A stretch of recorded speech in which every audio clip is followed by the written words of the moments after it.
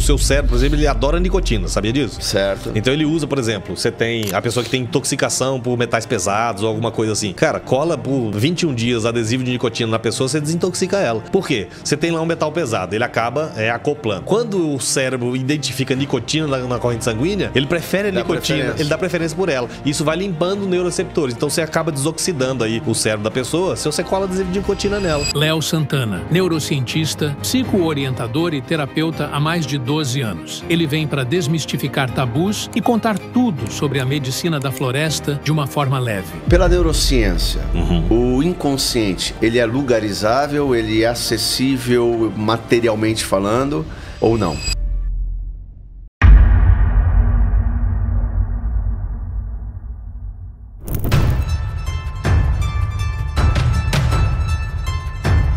Conhecer a si mesmo é o princípio de toda sabedoria.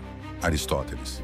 Doutor Léo, como neurocientista, que obviamente tenta compreender ao máximo a materialidade e a funcionalidade do sistema nervoso, do cérebro em si. Existe uma realidade para além da matéria ou, no final das contas, explicamos tudo pela própria matéria? Felipe, obrigado pelo convite, muito bom a oportunidade de estar aqui. Muito boa pergunta, Felipe. Cara, respondendo cientificamente, a ciência não tem uma resposta para isso. A gente consegue, através das nossas próprias experimentações e da nossa própria vivência, percepções das coisas, né? Então, a realidade metafísica é uma realidade tanto quanto a nossa ou é só um fruto de imaginação? Nosso cérebro, nosso aparelho, ele tem capacidades, muitas capacidades. Você também, como médico, entende muito bem disso. A gente sabe um pouquinho, e o pouquinho que a gente vem investigando, minuciosamente entendendo mecanismos. Mas quando você pega uma visão um pouco mais zoom out, né, de como isso tudo opera, você olha para aquilo e você fala, cara, não tem como ser só um mecanicista com o funcionamento disso. O ser humano tem capacidades que ele ainda nem descobriu. A gente consegue perceber fenômenos acontecendo que a ciência não tem uma explicação. Por mais que ela investigue o funcionamento, ela não sabe a causa deles. O que gatilha aquilo? O que provoca determinados funcionamentos? Então, o ser humano é uma criatura extremamente complexa. Somos seres multidimensionais. Temos capacidades incríveis. Nosso cérebro está sendo descoberto. A cada dia que passa, a gente possibilita isso. Essas descobertas de fenômenos metafísicos, que estão utilizando o aparelho cerebral como forma de manifestação. Essa é uma boa questão, né?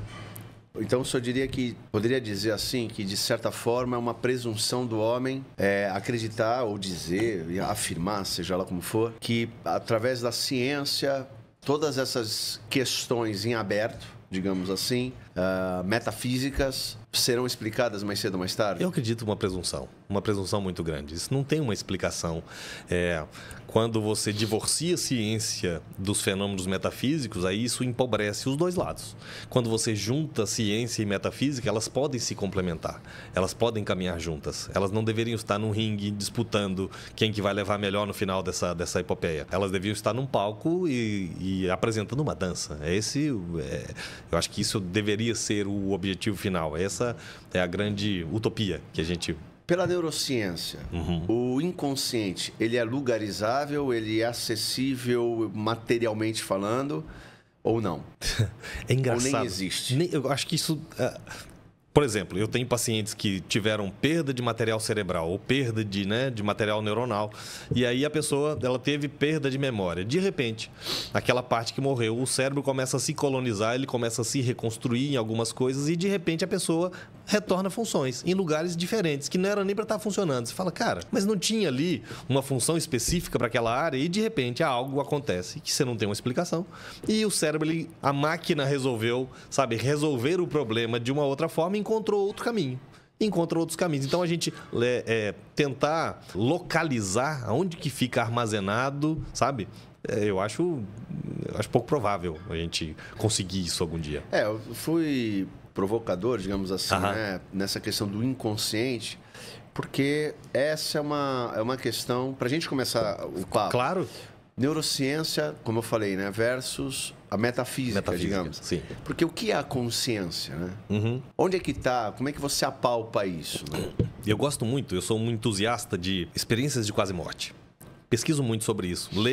Pesquiso assim, leio muito e sou ávido consumidor de material desse tema. Todas as pessoas que a gente já conseguiu entrevistar, que você chega para a pessoa, que você conversa com ela, que teve um EQM, essa pessoa estava, seja num acidente, são várias, né, vários casos, e as pessoas podem pesquisar, isso vai ter um farto material, né, na internet. Mas você pessoalmente entrevistando uma pessoa que passou por uma experiência de quase morte, ela estava deitada, eu já entrevistei pessoas que sofreram um acidente, e no acidente a pessoa saiu do corpo, se viu lá no local do acidente, viu os paramédicos, viu tudo que estava acontecendo em volta, escutou pessoas, discursos, diálogos. Os paramédicos estão ali atendendo aquela pessoa, ele parou o coração. A pessoa teve uma parada cardíaca, está parado. Então, clinicamente, a pessoa está morta. A gente sabe que durante algum tempo ainda tem atividade cerebral, você tem ali ainda... Mas aquela pessoa estava fora do corpo, se vendo deitada, escutando o que estava acontecendo, consciente de tudo, mas o corpo estava apagado. Aonde está essa consciência? Não, então, e é interessante isso, né? Porque um crítico mais cético, poderia dizer, não, porque de repente, por algum motivo, alguma descarga ali hormonal pré-morte, ela aumenta o grau de percepção dela, um exemplo. Só que tudo bem, ela está deitada. Ainda que os olhos ou a visão dela aumentasse em alcance, mesmo de olho fechado, tudo bem. Vamos dando, né? Sim, vamos dando chance. Explorando. O campo de visão dele é 1, né? Se ele está vendo de outra forma, né? Então já é outra coisa. Pelo menos a visão é algo que seria um problema o cara explicar, né? A audição, tudo bem. Ok. Mas a visão é uma coisa que, como ele vai explicar... Exato. E outra, o ponto de vista de onde se observa também está deslocado. Por isso que eu falei. Se ele está deitado olhando para o céu, ele tem que estar vendo pelo menos o céu. Agora, ele olhar o que está acontecendo, as pessoas que estão ali, já é outro campo de vista. É outro campo de vista. Eu falei, é mais difícil entender. Você tem um fenômeno bioquímico que acontece, toda pessoa que tem uma parada cardíaca, ela tem uma ejeção natural de dimetiltriptamina. Isso é um mecanismo de defesa, né? Então, ele ejeta ali dos alvéolos a quantidade, como uma descarga de adrenalina, tem uma descarga de DMT, um DMT endógeno, que o organismo dele produz e armazena, e ele é descarregado aquele DMT e, naturalmente, os sentidos vão estar todos ampliados. Então, isso explicaria o fato de, estou enxergando mais, escutando melhor, sentindo cheiros e tal. Então, todos os sentidos estão extremamente ampliados nesse momento. A função básica do DMT nessa ejeção, quando a pessoa tem uma parada cardíaca, é uma função de proteção cerebral, proteção celular. Ele vai funcionar como um respirador artificial. Então, pela mitocôndria das células, ele vai dar oxigenação para aquelas células sem oxigênio, para que a pessoa não tenha morte cerebral. Então, é a máquina mais importante do organismo, não vou dizer mais importante, mas é o processador daquela máquina. Cara, é a centralina, né? Então, ela está coordenando todas as funções. Essa máquina não pode morrer. Claro. Se essa máquina morrer, o resto da carcaça vai tirar peça, vai servir só para tirar a peça dela. Agora, então, a nossa biologia evoluiu para criar esse mecanismo de proteção. Falou, olha, o máximo que eu consigo fazer é te dar esse aí 5 a poucos minutos de oxigenação sem oxigênio para não ter morte cerebral. Nesse meio tempo tem que chegar alguém, tem que te socorrer, tem que te oxigenar, tem que te ventilar, enfim, para que não tenha essa morte cerebral. Então, foi um mecanismo que o organismo desenvolveu e esse mecanismo, uma das funções dele, primeiro, manter as células e a integridade desse processador aí central. Segunda função, ele é um ativador de memórias. Então, ele ativa todas as suas memórias. Por quê? Você teve essa descarga, né, numa alta concentração ali nas células do cérebro, e aí a pessoa ela tem acesso a todas as memórias simultaneamente. É por isso que é um denominador comum de todas as experiências de quase morte. A pessoa vira e fala assim, nossa, passou um filme da minha vida na minha frente. Mas ela teve uma parada cardíaca de 1 minuto, de, sei lá, 1 minuto e meio. Foi pouco tempo para você experimentar uma vida inteira. Sim. Mas aí o que a gente conseguiu mapear, e a gente tem uma ideia. Isso aqui, muitas são conjecturas e outras é conhecimento empírico e coisas que você consegue provar. Mas o ponto é, a pessoa ela teve acesso, na verdade, a todas as memórias ao mesmo tempo. Subiu todas para o nível consciente e é como se ela estivesse vendo todas as memórias ao mesmo tempo. O que dá na pessoa a sensação de estar vendo um filme da própria vida. Das memórias até as intrauterinas, todas sobem para o nível consciente e a pessoa está acessando todas as memórias ao mesmo tempo. Essa é a segunda função. Então, é a proteção do aparelho cerebral, a oxigenação dele, a ativação de memórias, que é um efeito, vamos dizer assim, colateral. Mas não é um efeito colateral, mas é um efeito secundário do DMT, que é essa ativação dessas memórias áreas todas, ficam todas disponíveis. E o terceiro aspecto é a ampliação dos sentidos. Todos eles ficam extremamente ampliados. Por que a nossa biologia desenvolveu isso? Nós somos uns mamíferos dos mais frágeis. A gente precisa de muito cuidado por muito tempo. Então, o filhote lá sei lá, de qualquer mamífero, ele sai do parto e daqui uma hora tá andando. É verdade, e daqui a pouco ele tem que correr porque uma onça tá vindo, entendeu? Então, a biologia deles evoluiu para essa celeridade. O ser humano não, ele desenvolve mais lentamente. Sim. Então, ele precisa de cuidados por um certo tempo. Então, quando a mulher também, a criança nasce, a primeira respiração da criança também é carregada de DMT. E esse DMT, quando a criança nasce, ele serve para quê? Ativar os sentidos. É exatamente um dos objetivos do DMT. Ele expande todos os sentidos porque a criança saiu do ambiente protegido, seguro, controlado, temperatura, pressão, luminosidade, tudo. E de repente ela é colocada, ela é expulsa para um ambiente hostil. E nesse ambiente hostil, ela precisa encontrar a mãe. Ela precisa encontrar quem a protege. O DMT serve para isso. Então a criança recém-nascida, ela está com os sentidos todos ampliados. A audição dela é muito sensível, o olfato, o paladar, todos os sentidos ampliados, para que ela reconheça a mãe, quem a protege. Então, foi uma evolução da nossa biologia para permitir que a gente tenha acesso, não morra, né? E, então, o DMT tem essas, assim, o que a gente tem mapeado. Eu acredito que tenham mais funções, que ele faça mais coisas. Mas dentro da nossa limitação hoje de conhecimento, que a gente sabe, essas 3 coisas a gente sabe que faz. Agora, ele é liberado no nascimento, como você falou, Isso, no numa parto. Experiência quase morte. Isso. E na própria morte, no caso. Exato. Acontecendo. Somente nesses 3 momentos? Que a gente conseguiu mapear até hoje, sim. Né? Então, assim, acredito que tenha outros momentos. Por exemplo, a gente já fez experimentos com praticantes de yoga de longa duração, de muito tempo. Os yogis mais, de muito tempo, 40 anos, 50 anos de prática, com o tipo de respiração controlada e com mecanismos biológicos muito específicos que vão desenvolver no decorrer do tempo, ele consegue forçar essa liberação de DMT dos pulmões e ele entra nos estados, vamos dizer assim, super expandidos, sem substância nenhuma. Com o próprio DMT endógeno, ele vai forçando essa liberação dos alvéolos e são mecanismos que, enfim, são práticas que levam uma vida inteira. O cara consegue expelir esse DMT e ele entra em estados Samadhi, Mahasamadhi, ele entra nesses estados com o DMT endógeno. Então, isso acontece, pode ser provocado. Nós aqui, Tupiniquins e do lado de cá do planeta, a gente não tem essa prática, a gente não começa a vida. Eles começam lá com 4, 5 anos de idade, já começam as práticas de meditação e de respiração. Nós não, a gente não tem. Então, a nossa opção seria uma opção mais artificial, de induzir esses estados. Agora, então tá. Então, o cara está numa experiência, como nós falamos, quase morte, que os sentidos são ampliados. Sim. O cérebro está oxigenado, Sim. até aí está tudo bem, a gente entende. Uma coisa que muda também é a frequência cerebral. Ele aumenta, ele muda de frequência, ele começa a rodar mais rápido. É como um overclock no processador, sabe? Certo. Por isso que o tempo fica meio que relativo nessa questão. E aí ele vê a vida dele, como a gente conversou, Isso. e os sentidos estão ampliados. Mas, como a gente também disse, não consegue explicar algumas particularidades Sim. Da experiência em si. Tá tudo bem. E aí nós falamos do DMT. A gente já vai voltar nele. Tá bom. DMT a gente já volta já. A minha questão é, vamos lá, o que seria se então existe uma metafísica? Ok. O que seria o espiritual? Boa pergunta. O que seria o espiritual? Cara, eu acho que o espiritual e o físico estão aqui, acontecendo aqui agora. A gente não consegue divorciar deles, tá? Desse estado ou desse, vamos dizer, universo espiritual. E aí eu vou dizer da minha percepção, tá? Só o que... tem uma piadinha de vozes da minha cabeça. Não está em fonte em literatura nenhuma, só de fontes da minha cabeça. Vozes da minha cabeça.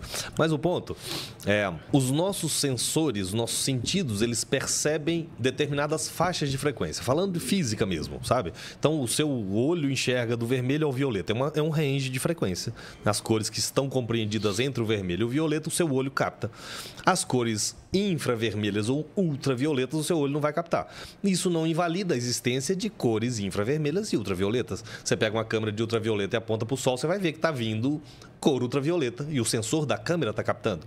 Seu ouvido está regulado para a faixa sônica. Ultrassom e subsônicos você não escuta, mas o cachorro escuta. Então o sensor dele está regulado, diferente do seu, diferente do nosso. Então o fato de existirem frequências ultrassônicas e subsônicas e a gente não percebê-las não invalida a existência delas. Certo. Na minha visão, o mundo espiritual e o mundo físico estão coabitando, eles estão interagindo. agindo aqui e agora. Os nossos sensores impedem que a gente perceba essas manifestações. Se os nossos sensores fossem regulados para um outro tipo de frequência, talvez a nossa visão seria completamente diferente. O range de cores, e isso a gente vê muito em, por exemplo, experiências psicodélicas ou experiências com alteradores de percepção. Você vê que a pessoa, nossa, eu vi uma cor que eu não sei explicar. Sim, ela está fora da sua faixa de percepção natural. Isso foi ampliado durante um período, né, temporariamente ampliado, e depois ele volta ao estado natural.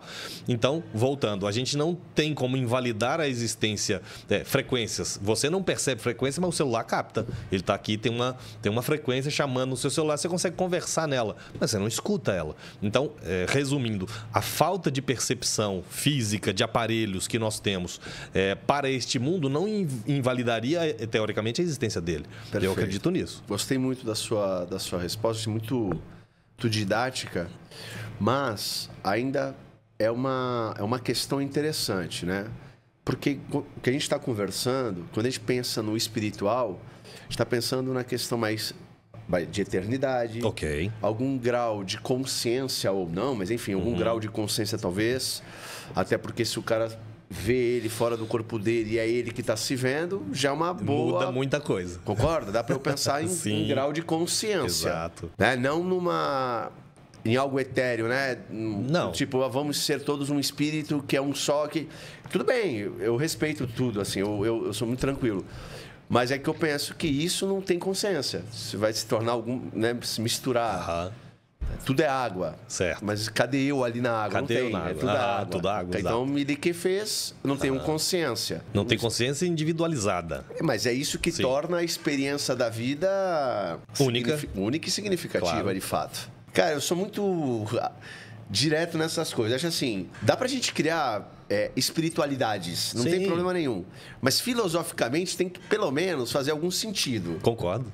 Não é verdade? Totalmente. Não tem problema nenhum. Foi por isso que eu abandonei os sistemas assim, tradicionais. E falei, a questão toda é o sentido. E aí é o que eu falo. A vida só tem sentido e propósito se tiver memória, consciência. Caso contrário, acabou. Sim. Acabou. Porque se não houver consciência, não vai fazer diferença nenhuma. Tu nem vai saber, pô. Então vamos no campo das conjecturas. Eu gosto muito de usar essa, sabe, a parte imaginativa. Então vamos imaginar que você tem, né, um tipo de consciência única, né, toda, e que ela... E tá muito chato aquele negócio ali, sabe? Olha, tá um saco isso aqui, só tô eu sozinho. Só existo eu. Ou melhor, eu nem existo. Para eu poder brincar de alguma coisa, eu quero experimentar todos os aspectos do que eu sou capaz de fazer. Então, eu vou agora... vou criar realidades, eu vou criar coisas, eu vou, sabe, individualizar. Na minha concepção, e aí, vamos lá, eu estudei filosofias e teologias de vários lugares do mundo, princípios espirituais de vários lugares, visito bastante. Isso sempre me chamou muita atenção. Como a gente estava conversando aqui antes de começar, né, o podcast, eu sou muito curioso, sempre fui muito curioso e muito precoce. Muito cedo eu comecei a estudar coisas que eram muito avançadas para a minha idade. Eu, com 16 anos, comecei a estudar hermetismo, Kybalion. Cara, hoje eu falo para as pessoas dentro do instituto, eu obrigo as pessoas a lerem determinadas coisas. Aí as pessoas hoje estão lendo algo que eu li com 16 anos. Cara, aquilo para mim não tinha nenhum... Assim, eu sabia que era algo, mas era muito maior do que eu conseguia compreender com 16 anos. Mas aquilo já me mexia. Então, eu já buscava muita coisa. Esoterismo. Isso dentro do conceito da construção religiosa que eu fui formado e que eu nasci, aquilo era uma heresia. Era um herege. Sim. Cara, como é que você está falando disso? Isso aí não. Isso aí é esoterismo. Isso é bruxaria. Isso aí é bruxaria. E não sei o quê. Mas a curiosidade é que me movia. Então, eu fui muito introspectivo porque eu tinha que estudar isso escondido. Eu não podia falar. Hoje em dia, a gente está numa era que todo mundo pode fazer qualquer coisa e tá tudo bem. Tem-se mais tolerância para muitas coisas. Sim. Mas eu tô falando década de 80, cara, era muito difícil, sabe? Então, eu fui muito precoce. E eu comecei a ter acesso a esse tipo de material e essas coisas e colocando em questionamento muitas verdades construídas, né? E que eram verdades para aquele grupo, mas eu falei, cara, mas eu acho que pode ter mais coisas, né? Então, assim, você imagina esse ser que ele é, sabe? Ele não é nada, mas ele é a consciência de tudo e, de repente, ele resolve brincar com ele mesmo. Mas que graça tem você jogar xadrez com você mesmo? Não tem graça. Então, para eu jogar xadrez comigo mesmo e ser uma partida desafiadora, eu preciso que esse outro eu de mim mesmo que eu criei se esqueça que sou eu. Senão não tem graça a brincadeira. Então, na minha visão, todas as manifestações de Deus, tudo no universo manifestado, ele entrega para a fonte da criação aspectos daquela particularidade. Então, cada ser, cada galáxia, estrela, qualquer coisa que você imaginar no universo manifestado, ele entrega para a fonte da criação o relato daquela experiência. Como foi ser isto? Isso abre para tudo dentro da existência. Para o átomo, olha, para o átomo ser átomo, qual que foi a experiência de ser um átomo? Ele entrega para essa consciência qual foi a experiência de ser um átomo. O conjunto de átomos, olha, isso aqui, ó, a minha experiência de molécula foi essa. A minha experiência de organismo foi essa. De micro-organismo foi essa. Então, a bactéria, ela entrega para essa fonte criadora, nas 24 horas que ela tem de vida, ela entrega uma experiência para essa fonte da criação. Olha, a experiência de ser bactéria por 24 horas é essa. Isso te deixa num ponto de, primeiro, relativiza a nossa visão das coisas, principalmente de tempo. Né? Aí você falou de eternidade. Se você pegar do ponto de vista de uma bactéria, 24 horas é uma vida inteira. E aí, se você transporta isso para a nossa vida, cara, 24 horas para a gente foi só um dia. E aí, se você pega uma semana nossa, seriam 7 vidas para a bactéria. Ou seja, 7 vezes 8, 56, seriam uns 500 anos. Nossa, pô, já foi coisa pra caramba. Aí, se você pega uma bactéria e dá para ela olha, eu vou te dar aqui um elixir da vida eterna, e você vai viver um ano. Um mês, que seja um mês. Um mês para essa bactéria já foi, cara, muitos 1000 anos. Sim. Se você pega um ano nosso para essa e a gente só deu uma volta no Sol. Sim. Cara, foi só isso.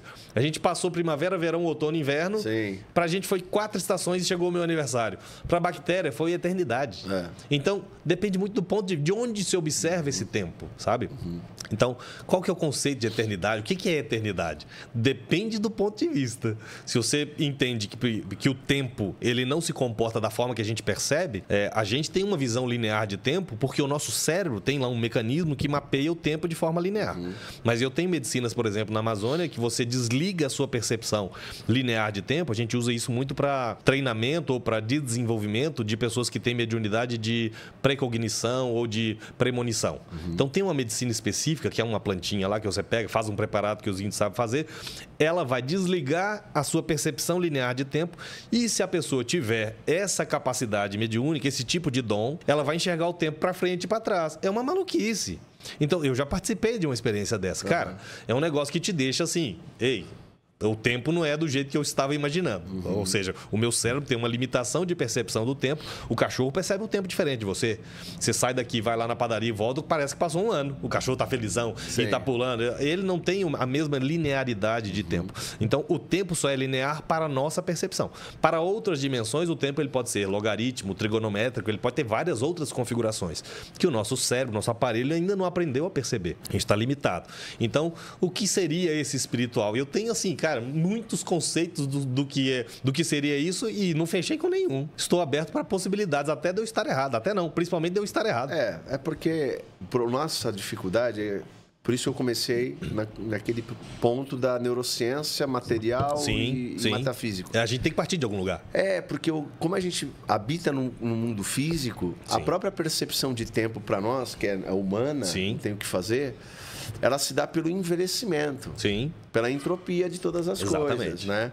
Então a gente olha e fala, não, tem um começo e tem um fim em relação à vida. Sim, essa finitude. Essa finitude. Mas aí quando eu extrapolo para o metafísico, eu falo, não, peraí, é o fim da experiência material.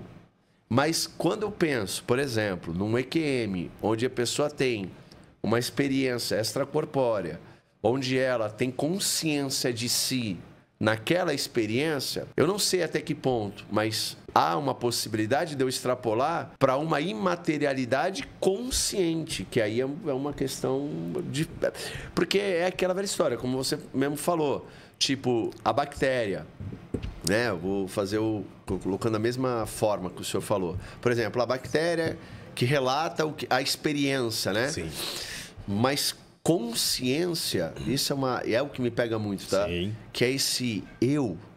Sim, esse eu personificado, individual. O observador que nos observa. Isso. Quem é ele, tá ligado? Quem somos nós lá dentro, no final, que não envelhece, que nos acompanha, entendeu? E independentemente... Quem é esse eu que pensa os nossos pensamentos, tá ligado? Conjectura sobre o que pensamos, entendeu? É esse eu que me o objetivo de pensamento profundo. Exato, pro espiritual. Pro espiritual. Olha, assim... Porque, no fundo, quando a gente tem uma experiência com DMT, é exatamente esse eu que fala conosco.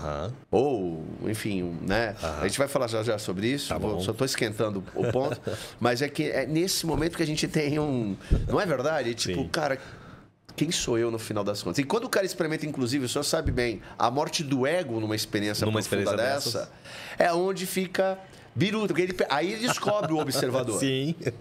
Porque por mais que ele morra, tem alguém ainda lá. Ele fala, pô, mas peraí. Achei que tinha fechado. Exatamente. E ainda há um despertar de consciência lá dentro. Ele fala, peraí, tem alguém aqui ainda, sou eu ainda. Sem nenhuma máscara, sem nada. Sim. Morri, mas eu tô aqui ainda.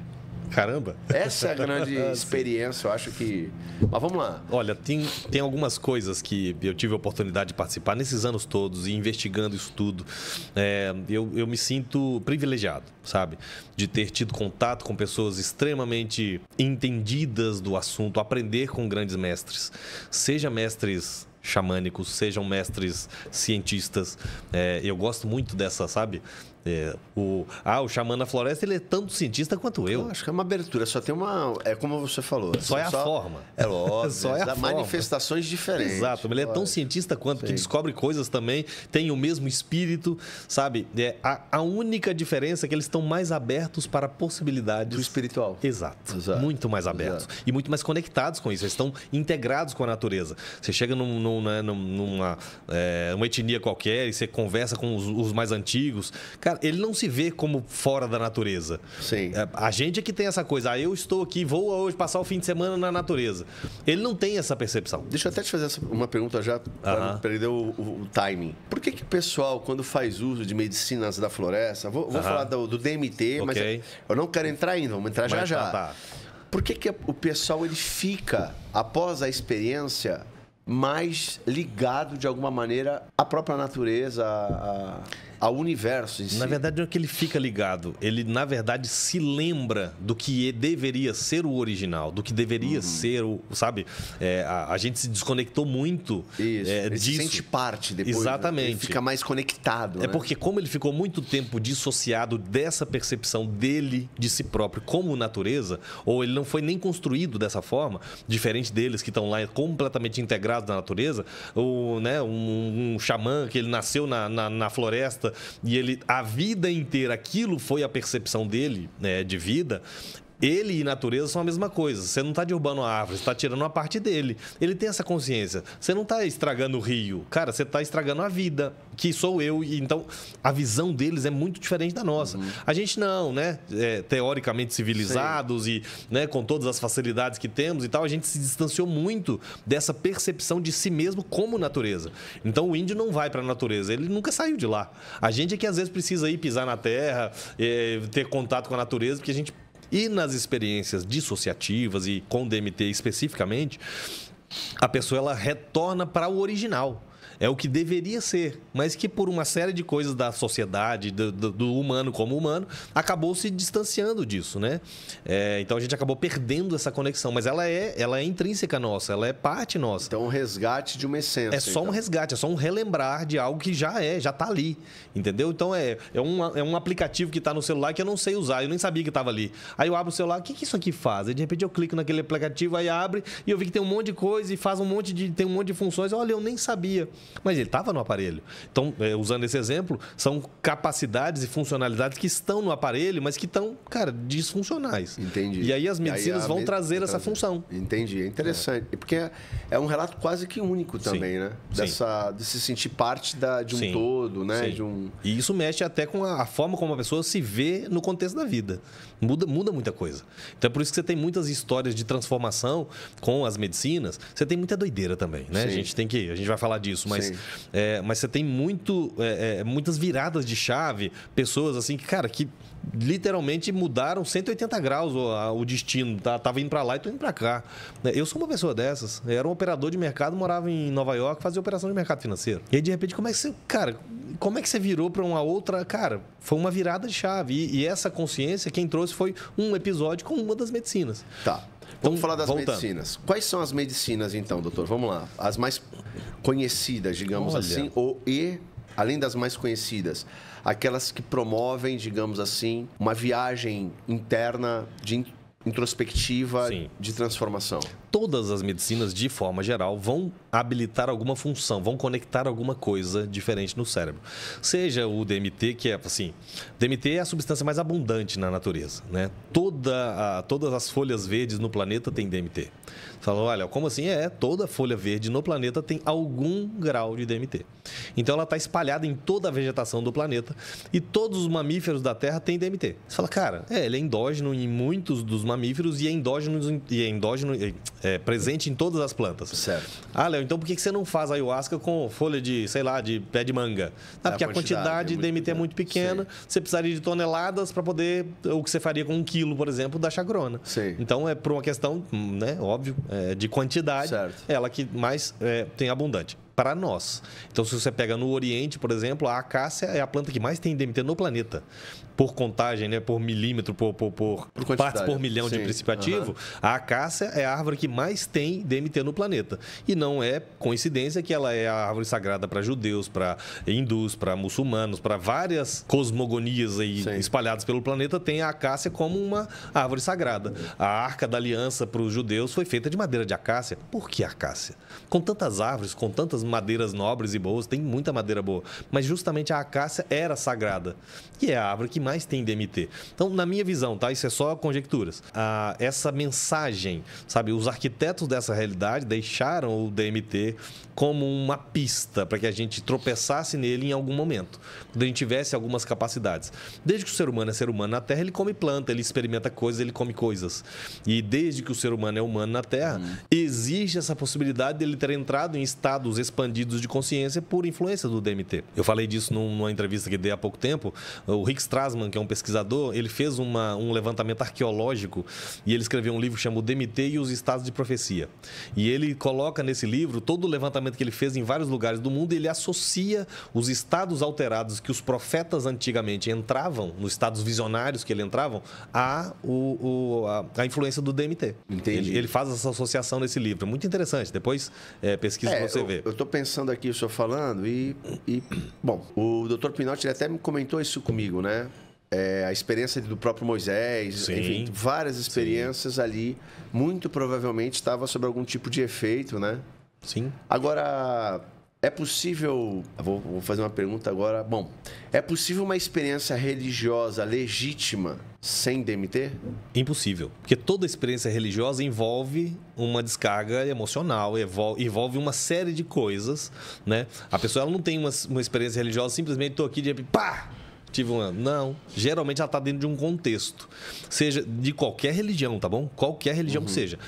A pessoa ela pode induzir o próprio organismo para ejetar essa substância, tanto que os yogis fazem isso brilhantemente, fazem a hora que quer. É que eles fazem conscientemente. Mas é possível isso acontecer pela egrégora, né? Pela egrégora e pela emoção. A pessoa pode criar uma configuração bioquímica favorável para essa ejeção desse DMT. Ou ela está vivendo emocionalmente uma carga, chega naquele ambiente de egrégora, que é o religioso, e ela se conecta, o inconsciente dela... Às vezes, por exemplo, mexeu com a emoção, a pessoa começa a chorar, muda a respiração, e já muda um monte de coisa, aí vem memórias, Aí entra toda a maravilha, todo o arquétipo, e solta isso para junta num pacote e o organismo simplesmente responde, porque o organismo é uma máquina que responde a estímulos. Se o estímulo vier da forma correta, bate e a pessoa libera. Aí de novo, o DMT seria então liberado e o DMT ativando as memórias, ele traz o meu inconsciente para o consciente. Para o consciente, sobe tudo ao mesmo tempo. Sobe tudo. E como aumenta as percepções, e aí, de repente, há um contato com o que seria o metafísico, espiritual, essa pessoa, então, pode ter algum grau de revelação. 100%. E eu vou te dizer uma experiência pessoal, tá bom? Eu fiz uma viagem escatológica, como eu estava te falando, num momento muito conturbado da minha vida religiosa. E eu tinha muitos conflitos, porque eu sempre fiz perguntas muito difíceis. Mas desde pequeno, eu via a história e aí naquela história surgia naturalmente perguntas. Por exemplo, pai, Adão tinha umbigo? Aí, nossa, peraí, deixa eu pensar. E aí, é uma curiosidade genuína de uma criança. Pai, se Caim matou Abel, o Abel morreu. Aí o Caim foi expulso. E aí, depois, lá na frente, ele encontra pessoas, casa e ele vira um pai de grandes nações, de grandes povos, de gente que construiu grandes cidades e foram os pais, por exemplo, os Tubal-Caim, que é os construtores de instrumentos musicais. Então, isso está lá no Gênesis. Mas se era só o Adão e a Eva, e o Caim e o Abel, e aí o Caim foi para longe. Ele casou com quem? E aí, não, mas o que a Bíblia não fala, a gente não tem que explicar. E isso para mim não fazia sentido. Eu falei, então a matemática não fechava. Sim. Mas isso não é rebeldia, isso não é um sinal de porque você está sendo agora um apóstata da fé. Não, não é isso. É uma questão cognitiva. A criança está raciocinando. De sinceridade cognitiva. Lógico, cara, eu estou pensando, não é assim? Mas aí essa história não está batendo. Sim. Então essas foram questões que incomodaram muito. E num determinado momento da minha vida, já com estudo teológico, com muita coisa, muitas coisas que eu via acontecendo no meio que eu pertencia, eu falei, isso não faz sentido. Ah, não, isso aqui é uma doutrina que veio de onde? Ah, porque o fulano recebeu isso, aí a gente tem que seguir essa... Mas por quê? E aí, às vezes, perguntar por quê para determinadas... Não, é um problema. Do grupo religioso é um problema. Perguntar por quê, cara, você se torna um inimigo. Eu fiquei numa situação que eu tive um cidadão, que ele era, na época, um pastor. Foi depois disso que eu resolvi estudar teologia e virar pastor. Mas só fiz a teologia. Uhum. Enfim, não virei pastor. Mas o ponto nesse momento, o pastor vira para mim e fala assim, olha, você é muito complicado e dificulta muito a nossa convivência. Mas complicado como? Assim, não, porque você faz umas perguntas assim de muita rebeldia. E aí eu vou te recomendar que você procure uma outra igreja, porque nós dois não vamos dar certo. Ele era militar e o cara muito... Eu também fui militar, né? Nós dois não vamos dar muito certo. Então você escolhe uma igreja, eu vou te dar cartas de recomendação e você vai e tal. Eu fiquei deprimido. Porque você imagina, você está há 33 anos no mesmo lugar, com o mesmo grupo de pessoas, uma convivência que é uma vida inteira. E aí de repente o cara vira para você, nós dois não vamos dar certo não, procura um lugar para você. Cara, eu entrei em depressão. E aí, da depressão, falei, cara, se o próprio líder espiritual aqui está dizendo que, cara, nós dois não vão dar certo, que eu tenho que ir embora, eu devo ser mesmo um filho do diabo, eu devo ir para o inferno. E aquilo começou a entrar numa paranoia religiosa, sabe? E escatológica e teológica, e bateu no fundo de uma depressão. Mas nesse momento veio uma luz, veio uma clareza. Eu pensando comigo mesmo, disse assim, cara, essa confusão toda começou quando? Começou 2000 anos atrás, lá em Jerusalém, com um tal de Jesus de Nazaré. Vou lá ver de qual que é. E, cara, foi nessa, assim, achei um grupo de Brasília, na época, que estava indo para lá, um dirigente que estava levando uma galera para passear lá e tal, eu falei, vou com esse povo. Entrei nessa viagem, fui, e aí foram descortinando muitas coisas, a viagem foi incrível, fui à Turquia, fui à Jordânia, visitei, a gente fez um trajeto que é seguindo os passos de Paulo. Sim. Eu fui Éfeso, Esmirna, Pérgamo, Tiatira, Pamúcula, Hierápolis, Troade, a gente fez foi uma Capadócia, enfim. E ali, a cada passo, a cada lugar, a cada igreja, que, sabe, aí você ia lembrando e vai conectando com os textos, com as cartas, com aquilo tudo, aí você vai entendendo o contexto. Por que escreveu para esse povo isso, mas para o outro foi isso? Aí você vai entendendo a história. Uhum. E contexto é muito rico, porque contexto te dá uma visão um pouco mais ampla. Você deixa de ficar meio bitolado e você começa a entender. Isso foi escrito nessa época para esse povo porque acontecia isso e isso. Entendi. É uma outra experiência. Uhum. Pois bem, nessa viagem eu tive uma experiência que, aí, voltando à sua pergunta, sim, atrelado à emoção, a estar pisando naquilo que você leu, sim, conhecendo de fato o cheiro, o gosto, o lugar, vendo, aquilo é uma descarga de emoção, de adrenalina, de uma série de hormônios e uma série de coisas. Quando eu entrei em estado de meditação, que esse líder que estava conduzindo as pessoas, sentamos no anfiteatro de Éfeso, por exemplo, onde Paulo foi morto, sim, né? Onde foi morto não, Éfeso onde ele foi morto, mas no anfiteatro onde ele pregou. Sim. E a gente, naquele anfiteatro, ele começou a conduzir uma meditação e eu entrei num estado que eu nunca tinha experimentado aquilo na vida. E eu não conseguia conter a emoção, não conseguia conter as lágrimas, eu não conseguia conter aquela força de estar vivenciando aquilo. Uhum. E aí abriu, cara, um estado visionário e eu vi aquela situação, Paulo sendo arrastado morto nas ruas de Éfeso, sendo jogado fora da cidade, aquela coisa. E aí ele volta à vida de novo e entra na cidade, todo mundo, nossa, ele é um Deus, ele não morre. E aí pronto, aí vem toda aquela idolatria em cima de Paulo. Não, ele é um Deus, não mexe com ele, e aquela coisa toda, dá um nome de um Deus da mitologia para ele. Enfim, aquilo mexeu com... E eu entrei num estado visionário. E, cara, e aquele estado perdurou por umas 5 horas. E eu não conseguia... E eu não tinha experimentado aquilo. E não tinha substância nenhuma. Eu não tinha experimentado nada. Eu era crente, careta, sabe? Não era pesquisador, nada.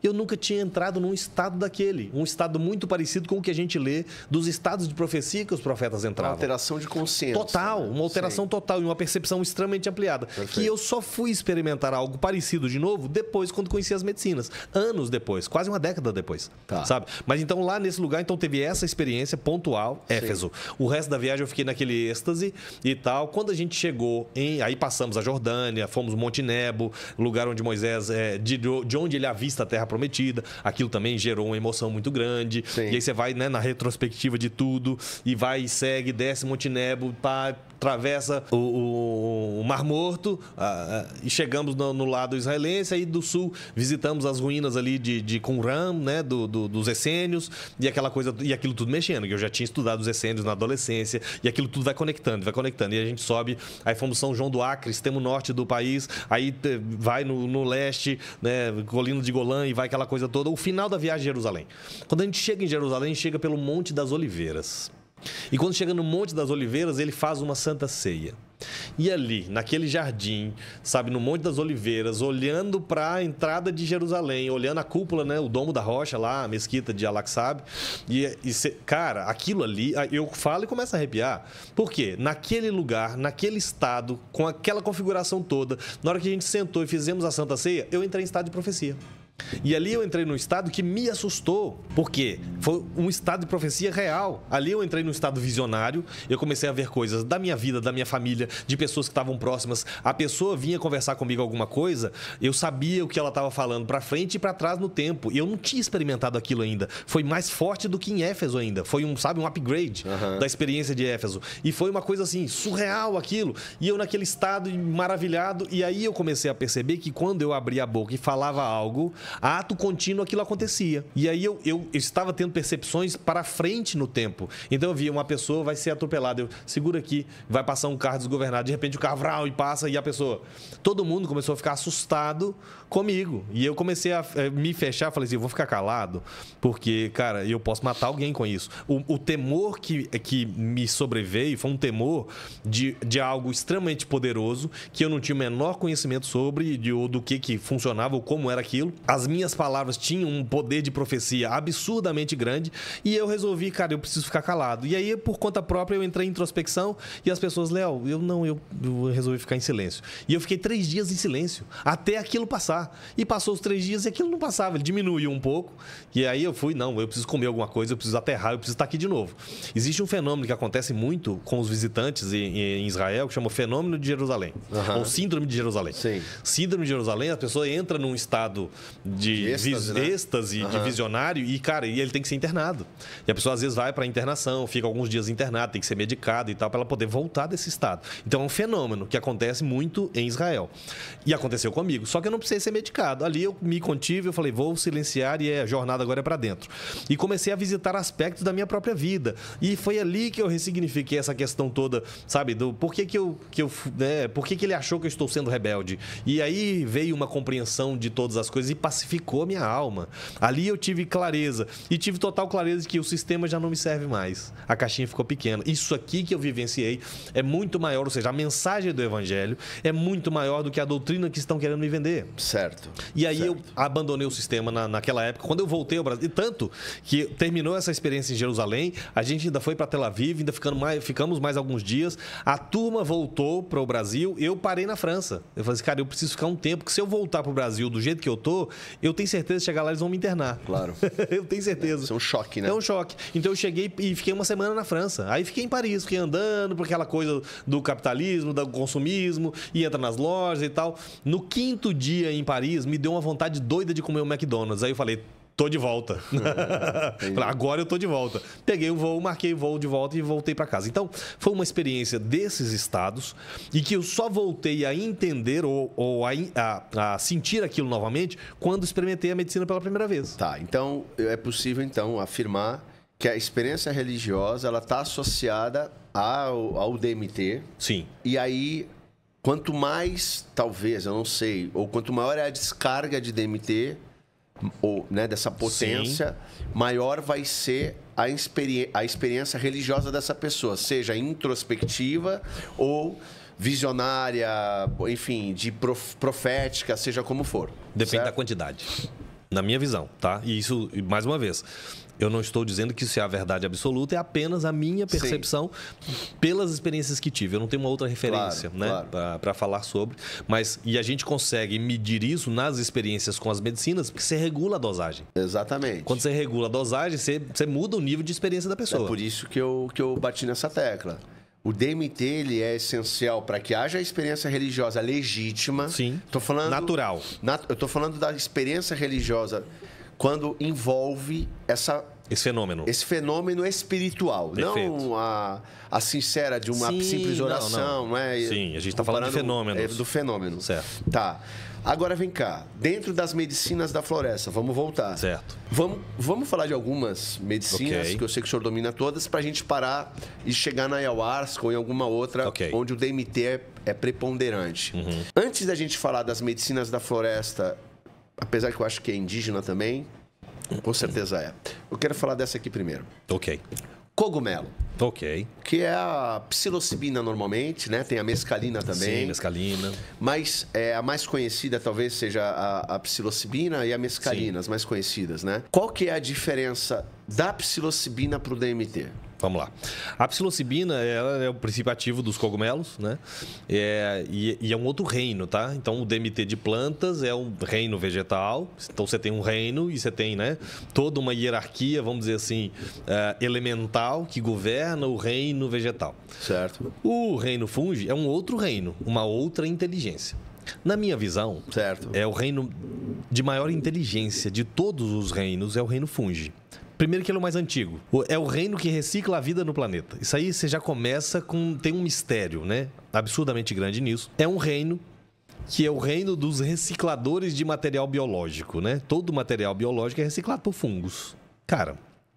E existe uma inteligência que cada reino é governado por uma inteligência, tá bom? E o reino fungi, não diferente, né? Mas... particularmente, ele desenvolveu formas de apresentação.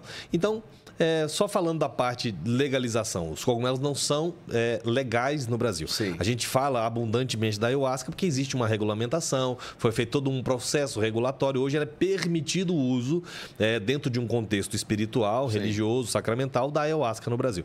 Não se existe essa regulamentação para os cogumelos. Existe um limbo legal, né, que envolve os cogumelos. Até porque está em todo o cocô de vaca. Exato, não tem como você regular alguma coisa que nasce no cocô da vaca. Tem como fazer. E imagina um país desse tamanho, você vai regular cada cocô de vaca, é impossível. E é um contrassenso você querer criminalizar um fungo, assim como querer criminalizar uma planta. É um absurdo. Proibir o shiitake aí no sushi, não tem lógica. Exato. Então, assim, é um fungo, ele nasce de forma natural e a função do fungo é reciclar a vida. Então, a gente teria uma superlotação de material orgânico, biológico no planeta se não tivesse um reciclador. Certo. O reciclador são os fungos. Pois bem, o fungo desenvolveu uma forma que é um encapsulamento. Esse encapsulamento é a psilocibina e a psilocina. Elas funcionam, né, de forma meio juntas, né? Mas qual que é o fenômeno mais interessante disso? É uma outra experiência, tá? A ayahuasca tem uma identidade elemental de terra e água. Então, ela é feita de duas plantas. Uma tem uma identidade mais terra, a outra tem identidade mais água. Quando você participa de uma experiência com a ayahuasca, você sente fisicamente peso de terra e peso de água. Na maioria das vezes. Então, você sente... Tem gente que às vezes relata, nossa, parecia que eu estava afogando na experiência. Nossa, eu senti que eu parecia um papelzinho no chão, fiquei espremido no chão. É peso de terra, peso de água, porque essa medicina particular, ela tem uma identidade elemental, terra e água. Cogumelo tem uma identidade elemental de fogo e ar. Então, falando dos 4 elementos, aí puxando um pouco para a alquimia, o cogumelo, a identidade elemental dele é fogo e ar. Por quê? Ele ativa outras coisas no seu campo e você vai perceber uma diferença muito nítida das duas forças. A força da ayahuasca é de um jeito, a força do cogumelo é outra. No final da experiência, elas ficam muito parecidas. E aí tem um porquê disso. Então, o cogumelo desenvolveu. A psilocibina, quando você... E aí você pode ingerir ele e ele não precisa de um inibidor, diferente da ayahuasca. Perfeito. Que ela precisa de um inibidor de monoaminoxidase para o DMT poder passar íntegro para a sua corrente sanguínea. Ou a psilocibina não. Então, a monoaminoxidase não degrada o princípio ativo. Mas você tem um processo digestório e nesse processo que é feita a degradação da psilocibina, a primeira degradação dela, ela vira o que no seu estômago? DMT. Então a psilocibina, no processo digestivo, ela se torna DMT. Mas não precisa de um inibidor, porque no processo ela já passou da monoaminoxidase, então ela já está disponível e aí você absorve aquele DMT vindo da psilocibina. Então a psilocibina... Ela vira DMT. Vai virar o DMT. Ela vira DMT no final. Entendi. Então quando sobe para o cérebro, não sobe psilocibina, sobe DMT. Eu entendi. Isso ingerido, né? Eu não sei de forma injetável qual é o comportamento. Mas ingerido, o corpo do cogumelo vai sofrer uma degradação e a psilocibina que está nele vira DMT. E sobe para sua corrente sanguínea e vai para o seu cérebro, lá para a pineal, vai bater lá no meio da hipófise, o DMT também. É porque eu tinha ouvido... Engraçado, então. O pessoal dizendo que a molécula da psilocibina é muito parecida com a da serotonina. Sim, também. E se conecta no cérebro, também. né? Sim. Mas ela também vira DMT. Vira DMT também. Uma parte vira DMT. Então, por isso que a experiência no final fica muito parecida. Você tem uma parte que não é degradada, vai como psilocibina e tem os neuroreceptores que vão captar. E você tem o DMT, que vai subir dela também, que vai... Então, no final, a experiência fica muito parecida. Você perde o quê? O cogumelo, por exemplo, não dá o enjoo que a ayahuasca tem. Porque ela não tem lá as armalas. As armalas é que provocam o efeito peristáltico e vão dar a sensação não, vão provocar o vômito. Sim. Que não é em todo mundo também, em torno de 10% das pessoas. Mas a psilocibina não tem esse efeito. E aí os ancestrais, os indígenas, essa tradição inclusive descende dos astecas. Eu tive a oportunidade de conhecer um xamã no México e ele traz uma tradição que veio desde os astecas e tal, de um preparado que eles fazem com o cogumelo. Então não é só pegar o cogumelo e comer. Sim. Eles têm um preparado que fazem, que ele equilibra a experiência no organismo, para você não sofrer tanto, não ter perda de minerais e não sei o que. E aí eles intuitivamente não, eles receberam essa informação. Olha, faça dessa e dessa forma. Então eles juntam com um inibidor de alguma coisa, isso, aquilo. Enfim, tem lá um segredinho deles e eles fazem uma beberagenzinha também. E abre um pouco a fibra do cogumelo, deixa esquentar um pouquinho e tal. E aí você toma aquele preparo. E ela, diferente da ayahuasca, a ayahuasca você pode fabricar e guardar. O cogumelo não, você fabricou ali, você tem que tomar na hora. O máximo que eu tinha ouvido falar do cogumelo era com limão, né? Você joga um pouco de limão. Essa é uma técnica que chama Lemon Tech, que é também muito utilizada e potencializa. Mas tem outras coisinhas que você pode pôr que, cara, fica sensacional a experiência. Entendi. Mas o ponto então, ali também tem a psilocibina virando DMT e você tem uma parte da experiência que é também DMT. Então, o cogumelo, voltando para a parte regulatória, existe um limbo, porque não existe no texto da lei algo dizendo é proibido o porte, o uso dos cogumelos. Não está no texto da lei. Se não está na lei, não é crime. Mas aí o entendimento de alguns, principalmente órgãos de combate, repressão, policiais, não, manda para a perícia. A perícia pega e vai analisar o cogumelo. Tem psilocibina. Psilocibina é uma substância proscrita pela Anvisa, é proibido. Então, prende o cara. Aí a gente tem que ir lá, a gente tem uma associação, né? Eu participo de uma associação brasileira de pesquisadores e de cultivadores também de cogumelos psilocibinos. E aí o ponto tem um grande amigo nosso, que é um procurador federal, que participa dessa associação e ele tem montado defesas muito brilhantes. Falei, cara, o negócio é o seguinte, se você extrair a psilocibina do cogumelo, você cometeu crime. Agora, se ele está no cogumelo, não tem como você criminalizar isso. Lógico. É impossível, tá? Agora, mas a pessoa não pode pegar e comer. Não tem nada na lei proibindo a pessoa pegar um cogumelo da bosta e comer. Não tem. Então, aí ele pega e monta essa defesa, vai lá e solta o cara. Um dia... Não, é uma idiotice absurda. Absurdo, sabe? Absurdo isso. Agora, esse é o cogumelo. Isso. E tem a mescalina que é do cacto, certo? É do cacto, o peiote. Do peiote. Isso. Que no Brasil também não pode. Também não pode. Todas essas substâncias são proscritas. E a mescalina funciona como, no caso? É muito diferente? Não. Extremamente parecido. Inclusive, ela se acopla nos mesmos neuroreceptores que o DMT. Eles compartilham mesmo, os mesmos neuroreceptores. A diferença da mescalina, do peiote, né? Não da mescalina em si, mas o peiote ele também é uma medicina que vai te fazer passar muito mal. Olha, porque seu organismo não digere celulose. E uma boa parte do cacto, mesmo ele em pó, geralmente o pessoal seca, rala e come aquele pozinho misturado com alguma coisa, com mel e São tal. Pedro é horrível. O achuma, né? Meu Deus, São Pedrito. Verde. Aquele verde amargo. Que isso, aquilo lá é o negócio mais desafiador que tem de se ingerir, rapaz. Não, mas a gente faz uma extração própria que aí depois a gente pode trocar uma figurinha sobre isso. Tem um jeitinho melhor de ter a experiência. Quando eu tomei, rapaz, depois eu te conto porque que eu tomei tudo aí. Sim. Quando eu comecei a provar essas coisas. Então, a fibra o material orgânico ali do cacto, você não tem tem enzima para digerir aquilo. Sim. Você não é cupim, então você não vai digerir aquilo. Literalmente você vai vomitar. Só que aí o organismo vai absorver aquela mescalina e você vai ter uma experiência visionária. Ela é tão visionária quanto a ayahuasca, dependendo da dose.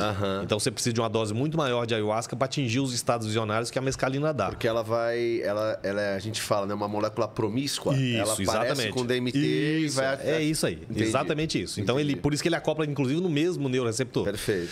Então, a psilocibina é promíscua em relação à serotonina, não exatamente, é isso? Exatamente. Ela, na verdade, o receptor de serotonina capta a psilocibina mais do que a própria serotonina. Exatamente. Ele gosta mais dela. É igual o seu cérebro, por exemplo, ele adora nicotina. Sabia disso? Certo. Então, ele usa, por exemplo, você tem a pessoa que tem intoxicação por metais pesados ou alguma coisa assim. Cara, cola por 21 dias adesivo de nicotina na pessoa, você desintoxica ela. Por quê? Você tem lá um metal pesado, ele acaba acoplando. Quando o cérebro identifica nicotina na corrente sanguínea, ele prefere a nicotina, ele dá preferência por ela. Isso vai limpando os neuroreceptores. Então, você acaba desoxidando aí o cérebro da pessoa se você cola adesivo de nicotina nela. Perfeito. Então, isso funciona. A gente usa isso em algumas terapias, inclusive. Indução de sono, ou você quer, por exemplo, quando a gente vai treinar a pessoa para sonhos lúcidos, tem um procedimento que a gente faz usando adesivo de nicotina. Cara, é uma forma de fazer. Já vou adiantar. Então, rapé funciona muito nesse aí. Funciona muito. Então, daqui a pouco. Vamos chegar no rapé. Vamos devagar. Vamos lá. E aí, então, você tem a mescalina. A mescalina, ela é extremamente visionária. E ela é uma medicina que te dá, ela por ter essa promiscuidade, isso, e ela tem ainda alguns outros aditivos, ela funciona como um estimulador. Então, a ayahuasca, ela te prostra. Você fica meio prostrado com a ayahuasca, você fica meio mais deitado e tal. Já a mescalina, ela te dá uma energia, você quer caminhar. Tanto que eles usam para subir a montanha, né? O cacto de São Pedro, ele dá nas montanhas. Entendi. A pessoa toma o cacto e vai subir a montanha. E sobe, cara, e com uma energia, assim, cara, uma outra vitalidade, uma outra pegada. O perigo é ele chegar a outra montanha que não tem lado do lado, né? Não. Querer subir. Não, isso não acontece. É muito seguro.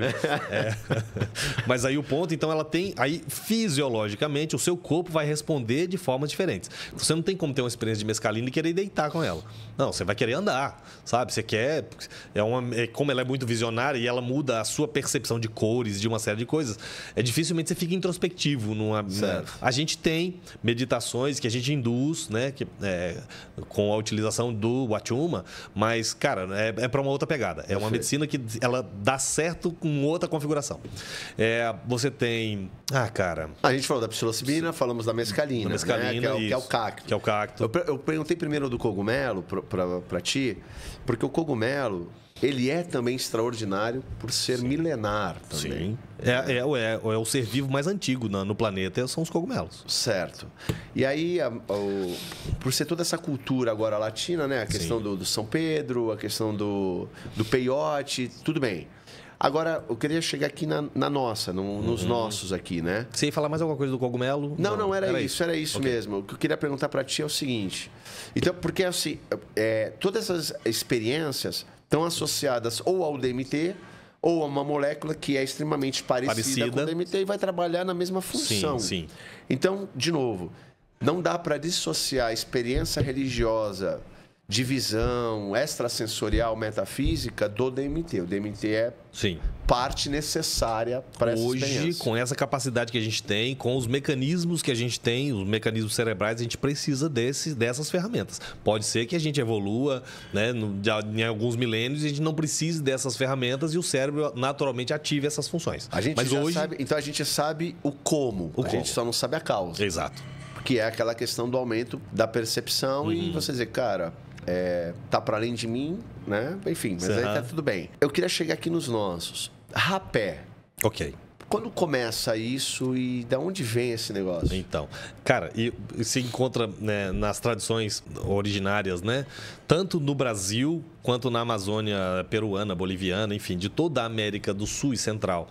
Você tem um denominador comum nas histórias dessas medicinas, ou como eles receberam a instrução dessas medicinas. E eu até falei disso há pouco tempo. Um denominador comum que você encontra muito nos povos ali, da cabeça do cachorro, do Alto Orinoco, é sempre seres vindo do céu em canoas voadoras e ensinando para os antepassados daquele povo segredos das plantas.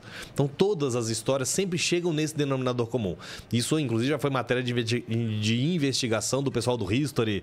Fizeram várias matérias aí andando pelas Amazônias aí, peruana, boliviana, desse denominador comum, porque eles têm aquele programa lá, né, Alienígenas do Passado. Sim. E aí eles investigam muito esse tipo de fenomenologia e eles mapearam várias e etnias que às vezes nem têm contato umas com as outras, mas que o denominador comum da tradição oral dessas etnias é exatamente essa história de deuses vindo do céu. Uma visão metafísica que veio e ensinou para alguém que misturava isso com aquilo e dava isso. Certo. Então, vamos falar especificamente do rapé. O rapé ele é basicamente cinza de madeira, fumo, né, tabaco e alguma planta, ou planta de poder, ou planta psicoativa, ou só planta de cheiro mesmo, né?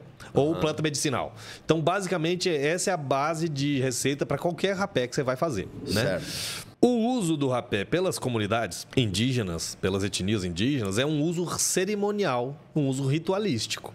Eles não usam o rapé igual as pessoas têm usado aqui, né, na cidade grande. Que o cara ele pega o rapézinho, rapezito, e aí ele pega e cheira um rapé de manhã para acordar, cheira um rapé antes do almoço, cheira um rapé depois do almoço, cheira um rapé de tarde, cheira um rapé de noite, depois antes de dormir cheira outro. E, cara...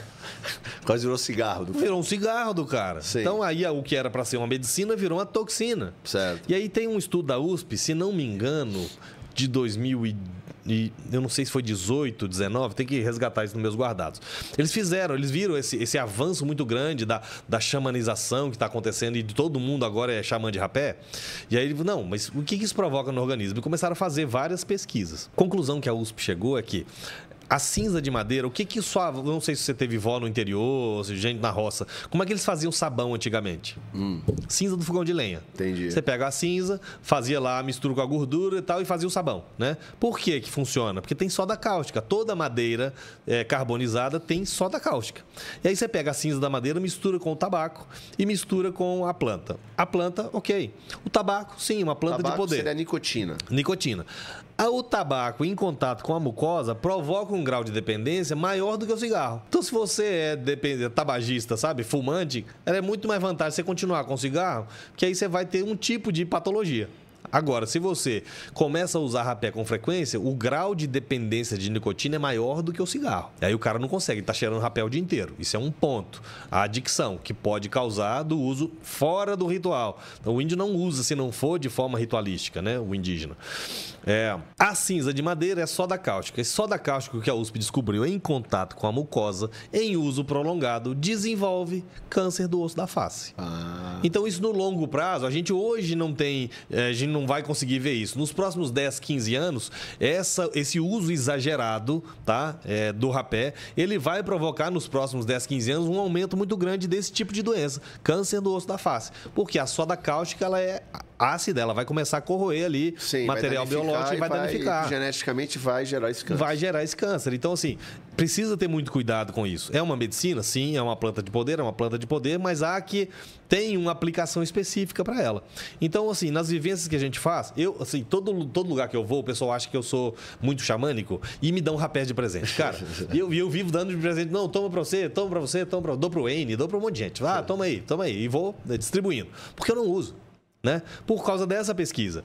Quando a gente vai fazer alguma imersão, e nas nossas imersões geralmente são 3 ou 4 dias. São 3, 4 dias vivenciando várias medicinas. Uma delas a gente aplica o rapé, mas não utilizamos o rapé que tem cinza de madeira e nem que tenha tabaco, para não ter essa questão do vício, da dependência e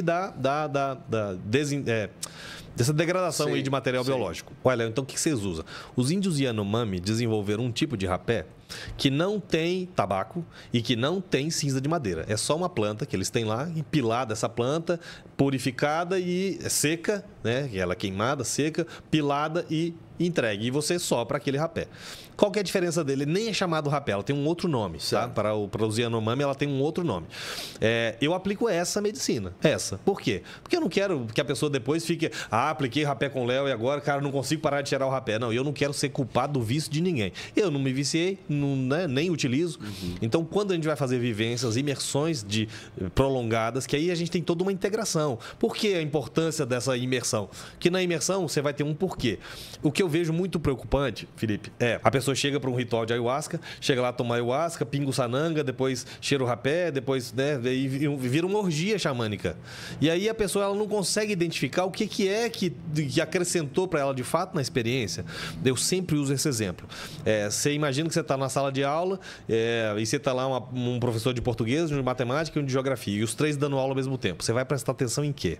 Isso não presta. Quem quer tudo não tem nada. Não tem nada, irmão. Você não vai aprender nada. Porque tem 3 professores ensinando ao mesmo tempo. Você tem que ter um mínimo de respeito. Na aula de português é português. Lógico, mas nesse sentido, o que seria a finalidade do rapé, digamos assim? A finalidade do rapé é uma medicina de aterramento, mas não é de aterramento. Ela também é visionária.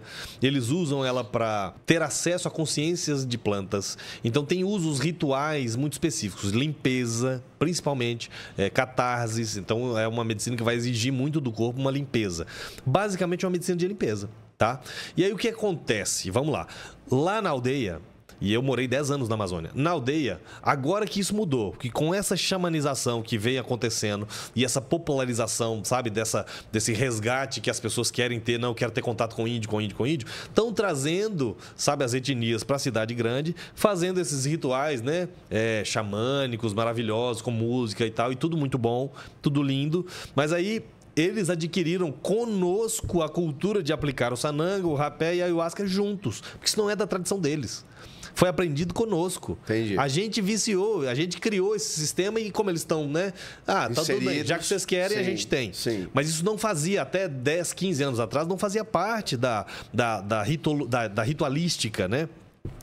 Cerimonial deles. E aí vamos para a parte científica. O que acontece quando a pessoa, quando ela toma ayahuasca, e aí quando tá muito... E isso foi... Vou de novo. Uma invenção dos neoxamânicos. Os neoxamânicos é que inventaram isso, não tem base científica em lugar nenhum, tá bom? Aí o que eles fazem? A pessoa toma o ayahuasca. Certo. E às vezes tomou uma graduação maior e uma potência muito grande. Aí, nossa, eu escuto isso muito. Eu recebo pessoas do instituto que vieram de outros lugares. Sim. Aí a pessoa, Léo, eu tô muito na força, eu preciso de um rapé para aterrar. E eu digo, não vou aplicar, porque rapé não é medicina para te aterrar. O que acontece com o seu organismo quando você tá numa força... vou dizer assim, uma força muito grande, né? Ou seja, uma superdosagem de DMT e você não está conseguindo administrar aquilo e está entrando em pânico. O rapé é a pior coisa que você pode fazer. Porque para o cérebro está lá, lotado de DMT, fazendo sinapses numa velocidade absurda. Ele está conectando áreas do seu cérebro que nunca foram nem conectadas. Está fazendo sinapses que você nem tinha, né? Então o processo está ali, frenético. Né? E aí, de repente, a pessoa fica com medo daquilo, porque ela não tem uma capacidade corporal, não está acostumada com aquilo. É só costume, nem emocional.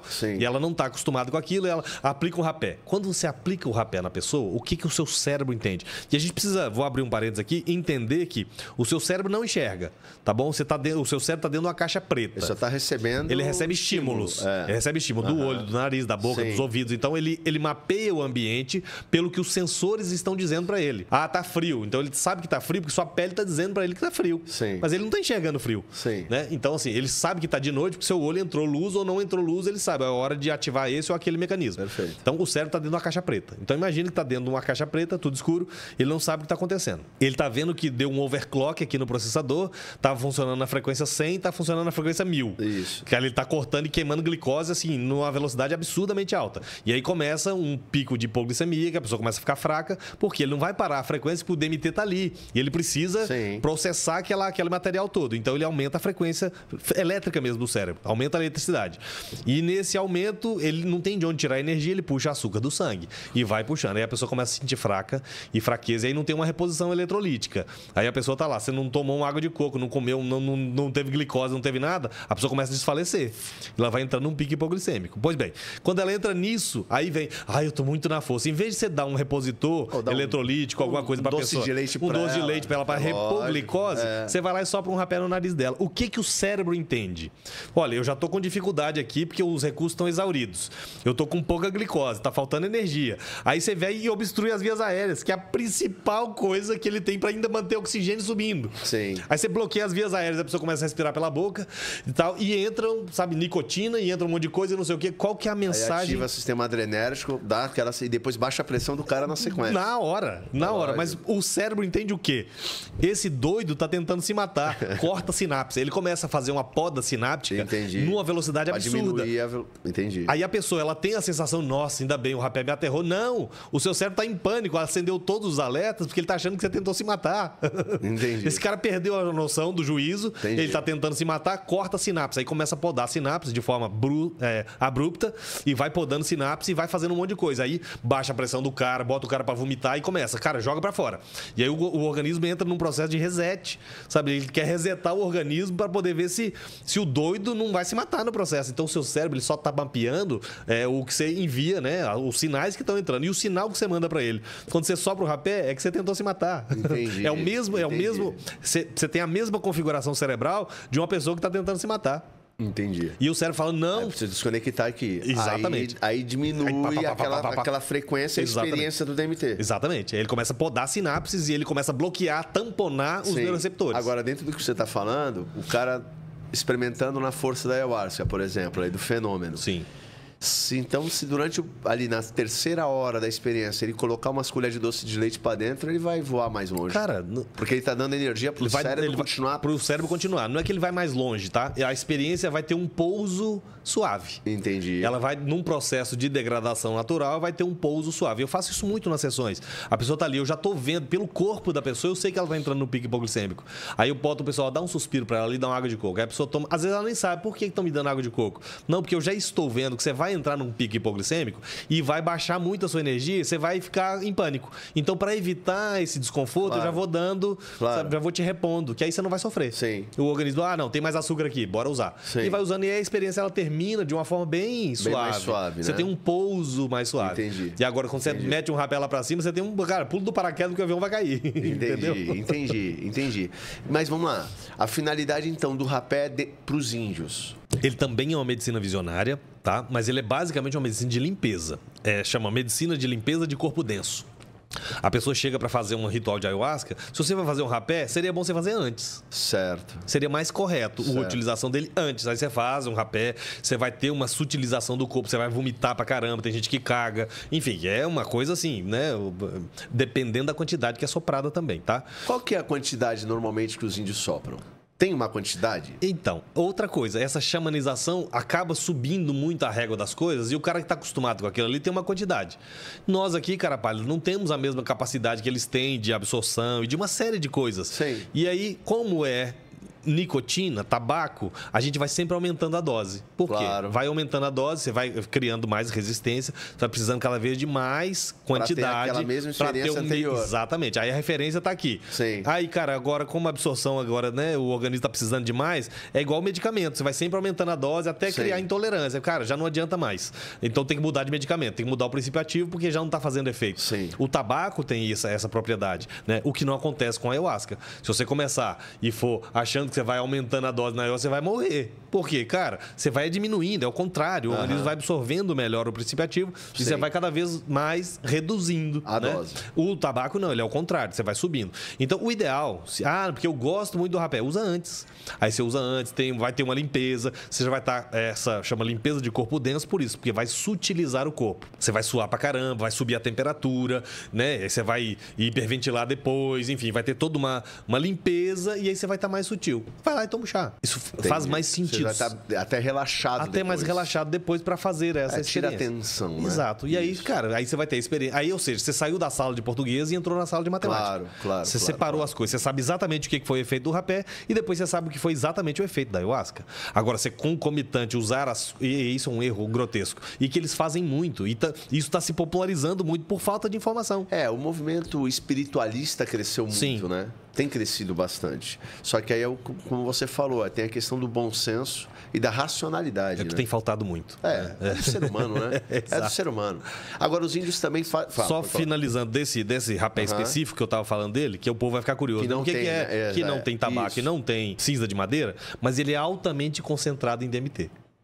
Ele é uma planta extremamente de alta concentração de DMT. Então, o preparo que eles fazem lá, a maceração dela, vai ser um pozinho amarelo e que ele tem uma alta concentração de DMT. Então, já que nas imersões eu vou fazer as pessoas passarem por várias experiências, eu aplico esse preparado. Por quê?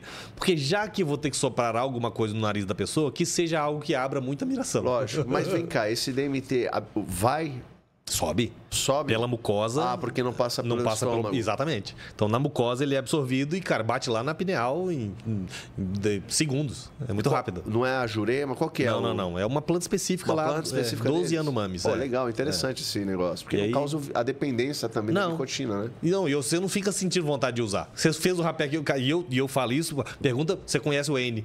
Pergunta pro N. A primeira vez que ele foi experimentar isso, cara, ele gosta muito de rapé. Usa bastante rapé. Eu falo com ele, vamos aplicar isso aqui? Não, essa aí não. Ou seja, o efeito é o contrário. Cara, aquilo é para uma experiência cerimonial, ritual. Na hora que você sopra e outra, e eu falo sempre para as pessoas, cara, já fica sentado. Porque se você estiver em pé na hora que soprar, você vai cair. Então a pessoa já tem que estar preparada, porque, cara, vai dar um desligamento e um religamento de novo, pela concentração de DMT. Isso é legal, porque aqui que você está trazendo é a sabedoria, né? Na minha consciência, a sabedoria. Porque você está mostrando um caminho mais excelente. Sim, um caminho melhor de utilização. Então, eu não utilizo rapé, assim, e me perdoem os rapezeiros, e eu tenho toda a reverência, tem tudo. E quem caminha conosco no Instituto sabe da responsabilidade e da seriedade com que eu levo essas coisas. Levo muito a sério a medicina do rapé. Não é a minha medicina de preferência, devocional, a que eu mais, me conectei, não é, mas a gente tem, né? E quando em situações de imersões, a gente aplica esse específico dos Yanomami. E eu vou te perguntar, e o cambô? Cambô, muito bom. Filomedusa bicolor, é uma rã da Amazônia, e o povo confunde muito, tá? O cambô com o bufo, né? O bufo alvário. Depois a gente fala do bufo. Então são coisas diferentes. A gente Vê que eu tô trabalhando para chegar na DMT, já sentiu aí, né? Então a Filomedusa bicolor, ela tem nas costas daquela rã, não é nem um sapo, é uma rã, ela tem uma toxina que os índios usam para caçar. Aquilo é para caça. Só que porque ela é uma toxina, né? Qual que é a diferença de sapo para rã? Que para mim tudo é perereca. É tudo muito parecido, né? Mas, cara, eu não sou da biologia, tá? Não sou biólogo. Para mim é tudo perereca. Mas o sapo é aquele cururu grandão, sabe? Todo esquisitão, musculoso, né? Parece até que faz crossfit. Hipertrofiado. Hipertrofiado. E a rã é aquela pererequinha mesmo que tem a bolinha no dedo. Entendi. A bolinha no dedo é pererequinha. Craquelada, grossa. Então o que a gente gosta é de perereca. A gente gosta mais. Então a gente prefere perereca. Muito. É bom. E aí, então, é tipo uma secreção que sai nas costas dessa rã, que é a defesa, né, do animal contra predadores, né? Que é uma toxina. É uma toxina. E ela tem um nível de neurotoxicidade absurdamente alto. Então, como é que é feita a aplicação? Você faz lá com um palito em brasa, você faz 3 pontinhos de queimadura, mas aquela superficial, sabe? É só na superficial da pele mesmo. E você pega, raspou das costas da rã e passa em cima, 3 bolinhas da espessura de um palito de dente. Sim. Palito de dente. Aí você pegou e passou aquilo ali em cima. Em 10 minutos, o seu organismo começa a sofrer os efeitos dessa toxicidade. E a toxina ela é muito potente. Ela é extremamente potente. Passei. Eu também já. Olha lá. Isso. Tá aqui o surinho aqui, ó. Tá aí, ó. 8. Fez 8? 8 pontos, muito bom. Deu uma limpeza boa. Eu morri e voltei, pô. Deu uma limpeza power, né? Então, pessoa de primeira vez, geralmente você vai 3, 4 pontinhos ali, não vai mais do que isso, não. 8. Acho que o cara quis testar. É porque você é fortão, entendeu? Acho que é uma coisa. Mas e aí, vamos lá. E aí, o que acontece? Você tem a neurotoxicidade dele é absurdamente alta, e aí você induz uma intoxicação na pessoa. E aí, quando o organismo ele entra nessa intoxicação, o que o sistema de defesa vai fazer? Ele começa a produzir glóbulos brancos numa velocidade absurdamente alta, uma superprodução de glóbulos brancos para combater a toxina. Entendi. Só que nessa que sobe muito o glóbulo branco, sobe a imunidade, é óbvio, né? Certo. E aí, no final da experiência, porque você vai morrer durante 1 hora. Literalmente, cara, você morre, você vomita até a bile. Cara, eles te dão lá o caissuna pra tomar, né? Pra você ter volume no estômago, pra ter o que vomitar. Mas essa é a grande questão. Dá pra morrer mesmo? Cara, morre. Das medicinas da floresta, essa é que mata. Essa, inclusive, é que eu não aplico. Ué. Porque o que acontece? Então foi muito louco, então. Cara, olha só. Eu fiz um programa, entendeu? Sim, sei. Que eu vou lançar ainda. Pô, cara, eu meti logo 8, malandro. Eu apaguei aqui assim, tá tudo gravado. Eu apaguei e volto. Tô aqui ainda. Eu acho que eu fui e voltei. Eu descobri que tem gente mais doida que eu. Né? Eu sou investigador, eu gosto dessas coisas, mas, cara, a gente precisa ter alguns parâmetros, né? Limites. Eu que sou louco, não me imita, não. Não façam isso, crianças. Não façam isso. E aí, então, o que ele vai provocar? O organismo ele precisa tirar tudo que tem. Então, eles chamam de panema, né? Toda doença, e para os indígenas, toda doença tem uma relação espiritual. Então, toda doença tem uma origem espiritual. É algo espiritual natural que provoca no corpo, somatiza no corpo algo. Certo. Isso é na cultura deles, tá? E isso combina muito com algumas coisas que eu acredito. Mas, então, essa toxina obriga o organismo a resetar, então ele vai botando tudo para fora. E a pessoa defeca, ela vomita, e aí o vômito, ele fica, cara, não para, e vai vomitando. Quando não tem mais nada para sair, sai a bile. Na hora que sai a bile, aquela gosma amarela, aí cessa o vômito. A febre que tá lá em cima, sabe, no topo do suportável, você tá queimando de febre, você tá com diarreia, você tá vomitando, você tá desmaiando, cara, é o inferno durante 1 hora. Então é uma experiência assim que exaure muito do corpo e o organismo produzindo glóbulo branco numa velocidade extremamente rápida. No final da experiência, quando você volta parecendo que você... Cara, porra, agora eu corro uma maratona, eu consigo, sabe, matar o mundo no peito. Por quê? Sobe a libido, sobe um monte de coisas, né? A imunidade vai lá para cima. Então os índios usam como vacina. Então eles fazem o cambô, que aquilo é uma vacina natural. Ele passa mal por 1 hora, mas até daqui a 1 ano ele não pega doença nenhuma, não pega gripe, nada, não tem, sabe? Então a imunidade fica muito mais fortalecida. Eu fazia a aplicação de cambô. Até uns 10 anos atrás eu fazia. Como eu atendo muitas pessoas, parlamentares, políticos, gente importante em Brasília, eu tenho um grande amigo, que ele é um delegado federal. E aí um dia a gente trocando uma ideia, numa imersão e tal, falou assim: Léo, se você me permitir, eu queria te dar um conselho. Eu falei: por favor. Eu sei que você é um cara que está aí, né, nesse meio, você atende gente importante, políticos, ministros, enfim. Vou te dar a minha visão como delegado, tá bom? Como delegado, mas seu amigo. Imagina que você está lá, aí você foi fazer uma sessão com um senador da República. Tá bom? Um cara que não quer aparecer, que não quer falar nada com ninguém, fez uma sessão particular com você, como você faz com muitos. E aí você foi lá e aplicou nele um cambô. E aí, por cargas d'água, ele não sabe que tem alergia àquela toxina. Que pode acontecer. E todos os casos de morte, e tem muitos, tá? Das medicinas, a que mais tem caso de óbito é o cambô. Só que isso não é divulgado, óbvio. Mas, das medicinas, o cambô é uma toxina. E como toda substância, né, tóxica, por exemplo, tem gente que tem alergia a camarão e não sabe. É verdade. De repente a pessoa descobre que é alérgica a camarão comendo camarão. Isso. Fecha a glote, fechou a respiração. Dá pra morrer. E se não tiver um antihistamínico ali para aplicar na pessoa na hora, ela vai a óbito. Sim. Então vamos supor, Léo, aqui na conjectura, tá bom? Na terra da hipótese, você está lá aplicando num senador da República. Ele não sabe que tem alergia a essa toxina. De repente, você aplicou o cambô e tá lá e fechou a glote do cara. E você não tinha um antihistamínico para aplicar no coração dele, na hora, trapo.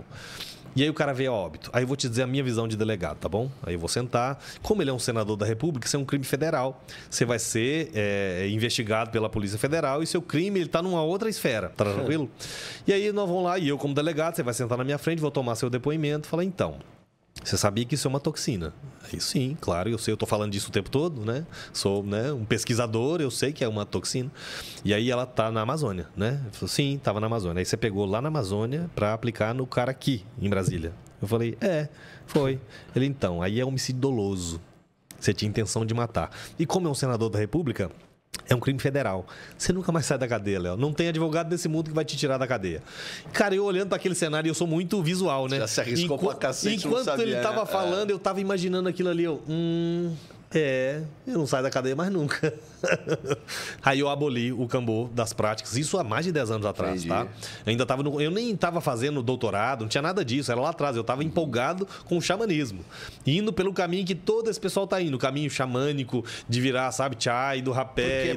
Porque associa muito à religião, né? Exatamente. Ignora muito a parte científica. Então, que é interessante demais. Cara, e foi por isso que eu comecei a enveredar pro lado. Cara, vamos entender como é que... Até onde eu tô me arriscando. Lógico. Ou até onde eu estou fazendo algo seguro para a pessoa. Inteligência por trás, né? Exato. Por que eu posso fazer isso e que eu posso me beneficiar em vários aspectos com isso aqui? E como eu posso melhorar isso também? Lógico, exato. Aí entra no aspecto que a gente vai falar dele quando a gente chegar lá na ayahuasca mais potente da Terra, que é a ayahuasca que a gente desenvolveu. Foi exatamente por isso, associou ciência com o conhecimento ancestral. E, cara, o resultado disso é incrível. Bom, e aí ele me desenhou esse cenário, eu muito imaginativo, já me vi preso, falei, não, nunca mais. Aí doei todas as paletinhas que eu tinha para os amigos chai e xamânicos e tal, e cada um ficou com uma paletinha daquelas e eu nunca mais apliquei. E aí o pessoal, Léo, você aplica cambô? Vai na aldeia e aplica lá. Sabe por quê? Se você morrer lá, o índio nem preso não vai. Não, é só em terra. Vão te Ninguém enterrar sabe por lá que e, foi pra cara, lá. acabou. E não vai dar nada pra eles. Lógico. Nem a Polícia Federal pode entrar na aldeia pra poder prender o cara. Você que foi lá, você que foi buscar, o problema é seu. Você assumiu o risco. Morreu lá. Agora você foi lá, pegou o negócio e trouxe, você assumiu o risco. Lógico, certo? lógico. Então é homicídio doloso. Você nunca mais vai sair da cadeia. Ok, lição aprendida, não precisa ir preso para aprender a lição. É igual gente que viaja para países em que a ayahuasca é proibida e chega lá, não, vim trazer cura pro planeta e vai pro Chilindró. Teve um preso lá na sua terra lá um tempão, né? Não, na Rússia teve. Eu sei disso. E aí a gente já trabalhou, inclusive, né, em conscientizando as pessoas. Gente, não façam isso. O país não é legal. Não fica inventando regra. Não fica inventando regra, mano. Lógico. Não, porque agora eu vou curar o planeta. Você vai preso. Lógico. Enfim, então o cara faz aqui é permitido, né? Mas, enfim. Então, eu já levei a ayahuasca para outros países, mas os países em que ela é permitida. Todos os países que ela foi regulamentada. Bom, voltando ao ponto, abolir o cambô é uma medicina que vai trazer um benefício físico muito grande, é uma medicina para aumentar a imunidade. Certo. O objetivo dela é só esse, é ser uma vacina natural. Certo. E aí, Léo, mas você não aplica o cambô? Não, vai lá na aldeia, faz lá com eles, né? Não, eu queria subir a imunidade. Toma vitamina, sabe? Suplementa, faz outras coisas. Tem formas mais seguras de você aumentar a sua imunidade. Agora, antes da gente chegar na ayahuasca. Okay. E a iboga? Ibogaína. Ok. Tabernate iboga, uma planta da África, original da África, que tem um potencial psicoativo muito grande. A gente tem uma dificuldade muito grande em pesquisas com a iboga no Brasil, porque é uma substância proscrita, proibida, e ela é proibida o transporte, manejo, qualquer coisa que envolva a iboga é expressamente proibido no Brasil. Mas não é utilizado em institutos assim de recuperação de dependentes químicos? É a única forma em que você tem uma permissão específica para utilização é com tratamento de dependentes químicos. Qual que é a desvantagem disso? Primeiro, potência. Então, quando a gente leva isso para o laboratório e você mostra, cara, o que a gente tem, o que a gente consegue fazer com o DMT e com os alcaloides associados, certo, e com o que a ibogaína sozinha ela consegue fazer, ela tem a metade da potência da ayahuasca. A metade. Literalmente falando, ela funciona a metade. Qual que é a vantagem? Vantagem não. Por que se usa muito? Primeiro, é fácil de se aplicar, não tem os efeitos que a ayahuasca tem, e é uma medicina que você consegue agregar um valor muito maior. Então, por que as clínicas optam pelo... Porque a ayahuasca é barato. Entendi. Agora, a iboga, eu tenho que cobrar R$10 mil do paciente. Proscrito, exatamente. E aí eu cobro R$10 mil do paciente e eu consigo trazer de... Pela exclusividade, exclusividade. Né? Então, se paga pela exclusividade. Tem um pessoal fazendo, inclusive, rituais de iboga aqui no Brasil. Eu já tive informação em Brasília que o pessoal da Polícia Federal já está mapeando isso. Então, assim, fica um alerta para a galera que está muito empolgada com os rituais de iboga que estão acontecendo aqui no interior de São Paulo, inclusive. Agora, por que ela é proscrita? Cara, na nossa legislação hoje, aí eu já não sei, órgãos regulatórios, mas ela entra como tráfico internacional. Tá. Então, quem é pego mas ela causa dependência para esse tipo ela é utilizada para tirar a pessoa da dependência. Então, Só maluco, que né? o que a gente percebe é que ela funciona como uma terapia de substituição. Tá. Ela tem o processo de catarse dela que funciona, que é muito bom e tal, não sei o quê. Mas a gente tem os mesmos resultados da iboga utilizando a ayahuasca e associando com outras coisas. Isso perfeito. Agora, como é que a iboga funciona? Cara, assim, eu tenho pouco conhecimento da iboga. Entendi. Fiz uma vez a experiência, não foi lá aquela Coca-Cola. Entendi. Até porque eu não sou parâmetro, né? Os níveis de medicina que a gente já está acostumado a tomar, cara, são níveis um pouco mais... E aí precisaria talvez de uma quantidade maior. Mas aí já é perigoso também, porque Exato. a iboga é arriscada. Ela é tóxica, ela tem um nível de toxicidade maior do que a ayahuasca, 10 vezes maior do que a psilocibina. E outra, ela não provoca neuroplasticidade que a psilocibina provoca. Vamos chegar agora nisso aqui, que isso aqui pra mim, eu quero falar antes de tudo de uma última substância contigo. Mas tem mais ainda. Que eu sou entusiasta, e daí se quiser completar mais outras, que é o MDMA. MDMA, ok. Por que não se encontra mais MDMA, cara? Então, cara, a substância maravilhosa. Ela é uma substância terapêutica absurdamente incrível.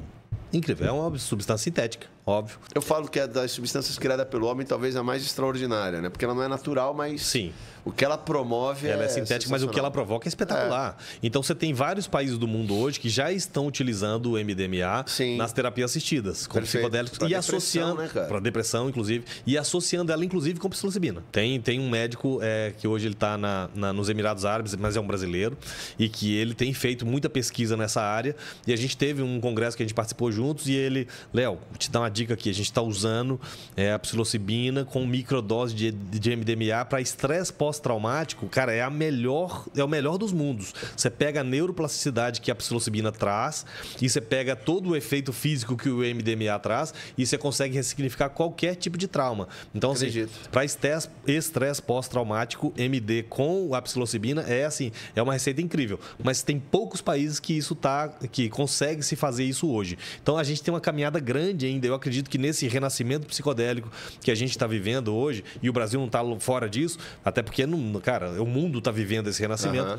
Muitos países estão caminhando para os processos regulatórios, para a legalização, para a utilização clínica, para a utilização terapêutica acompanhada. Não estou falando de barato, de rave, não.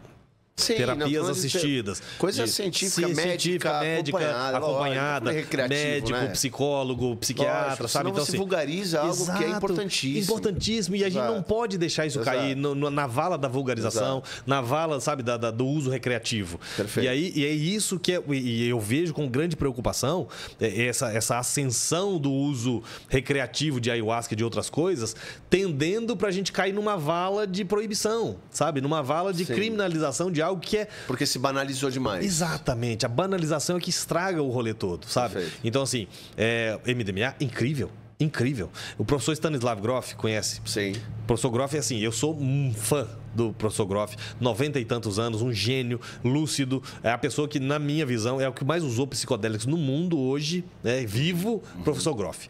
Com uma mentalidade, uma capacidade de raciocínio, cara, uma vitalidade que aquele homem tem, e isso se deve, em boa parte, aos psicodélicos. Então, a pessoa que mais experimentou esses psicodélicos aí pelo mundo, o professor Grof.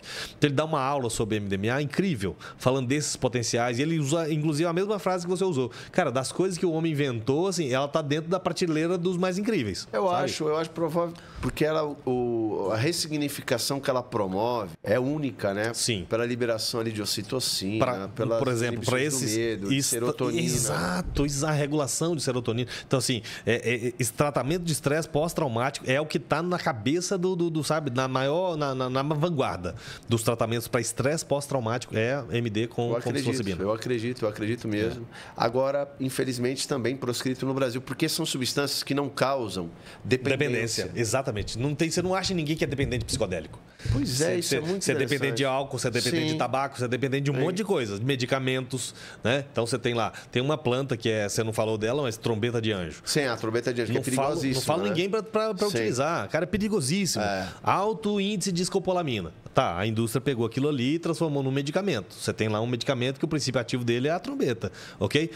O grau disso... Então, assim, a gente mede as medicinas sempre pela quantidade o risco, né? O custo e o benefício. Sim. Então, o custo dela, ou seja, o risco extremamente alto para um benefício muito pequeno.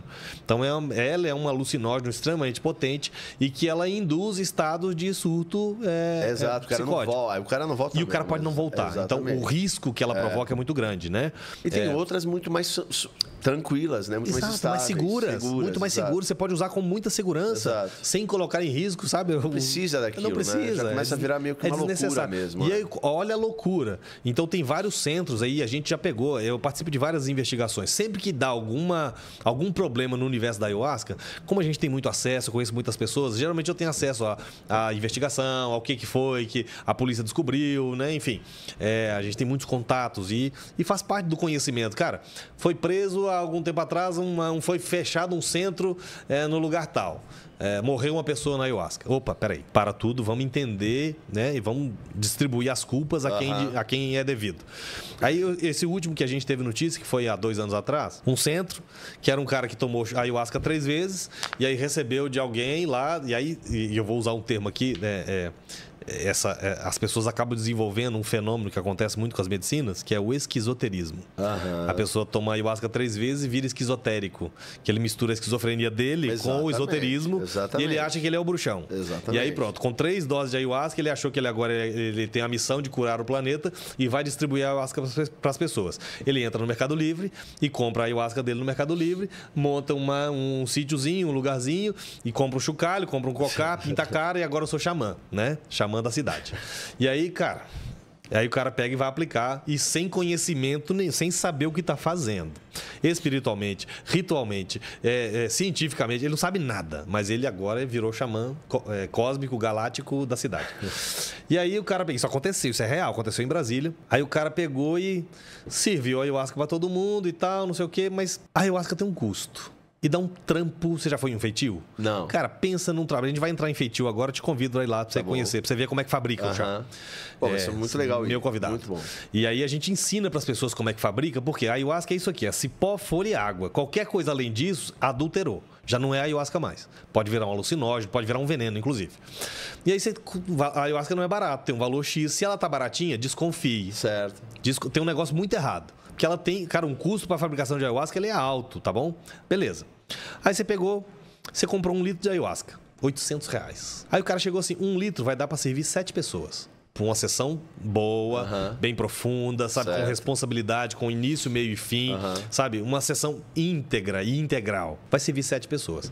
Só que aí, com essa popularização toda, 40 conto, 50 conto, 60 conto por pessoa, a conta não fecha. Não tem como eu comprar um chá de 400, 500, 600, 800 reais, dependendo da qualidade dele, para servir para 7 pessoas, para eu pegar 350 e eu tenho que pagar do bolso. Ainda tem que pagar a comida e pagar o sítio que eu aluguei. Aí eu não vou ganhar dinheiro com esse negócio. E aí o que eles fazem? E aí muita gente faz isso. Aí compra o chá, ayahuasca, 1 litro. Aí ele pega lá 4 flores de trombeta de anjo, ferve aquela miséria com 2 litros de água, mistura os 2 litros em 1 litro de ayahuasca, vira uma bebida marrom, altamente alucinógena e virou 3 litros. 3 litros eu consigo ganhar dinheiro. Aí eu sirvo para um grupo grande, 20 e tantas pessoas. A maioria das pessoas não conhecem, nunca tomou ayahuasca na vida. Vai tomar, vai entrar lá na alucinação da escopolamina e vai achar que aquilo é o DMT. Entendi. E aí alucinou e foi incrível, cara, porque eu vi duende, eu vi gnomo, e na ayahuasca não tem isso. Aí o cara tá vendo gnomo, tá vendo elefante rosa e unicórnio e aquela coisada toda. E aí chega no final, nossa, foi maravilhoso e tal, não sei o quê. Se não deu merda, irmão, desculpa a palavra. Se não deu problema, passou batido. Só que uma hora vai dar ruim, irmão. E aí... Vamos lá, você já viu falar na tempestade perfeita? Cara, é isso. Então, eu fui militar, né? No Exército, a gente tem uma máxima que é o seguinte. Toda desgraça, ela sempre está acompanhada de 3 elementos. Imperícia, imprudência e negligência. Às vezes os 3 juntos, mas sempre, toda tragédia está envolvida. A imperícia de alguma forma, a imprudência de alguém e a negligência de outra. Perfeito. Bom, nesse caso, quando vai formar a tempestade perfeita, juntou as 3 coisas. A imperícia da casa, que não tinha a menor ideia do que estava fazendo. A imprudência porque não fizeram anamnese nas pessoas, isso é fundamental. Você saber que tipo de medicação que a pessoa toma, porque tem interação com antidepressivos, porque tem uma série de coisas que pode dar muito ruim. Não pela medicina, mas pela medicação que o cara está tomando. Lógico. Então você pega. Efeito, inclusive, cara, o alopático que você conhece muito bem. Cara, tem medicamento que tem tempo de vida no organismo de 15 dias. Sim. Aí você pega uma medicina natural que tem um tempo de vida ali de 8 horas, mas ela vai interagir naquelas 8 horas com um que tem 15 dias de funcionamento. Aí... O risco é uma crise serotoninérgica. Crise serotoninérgica e convulsão. Aí vamos lá. Aí o cara tava lá, a casa primeiro, pegaram um chá duvidoso, né? Que quando a gente foi investigar, e aí, né, a polícia mandou pra perícia, a perícia analisou o chá, tinha escopolamina, ou seja, trombeta de anjo.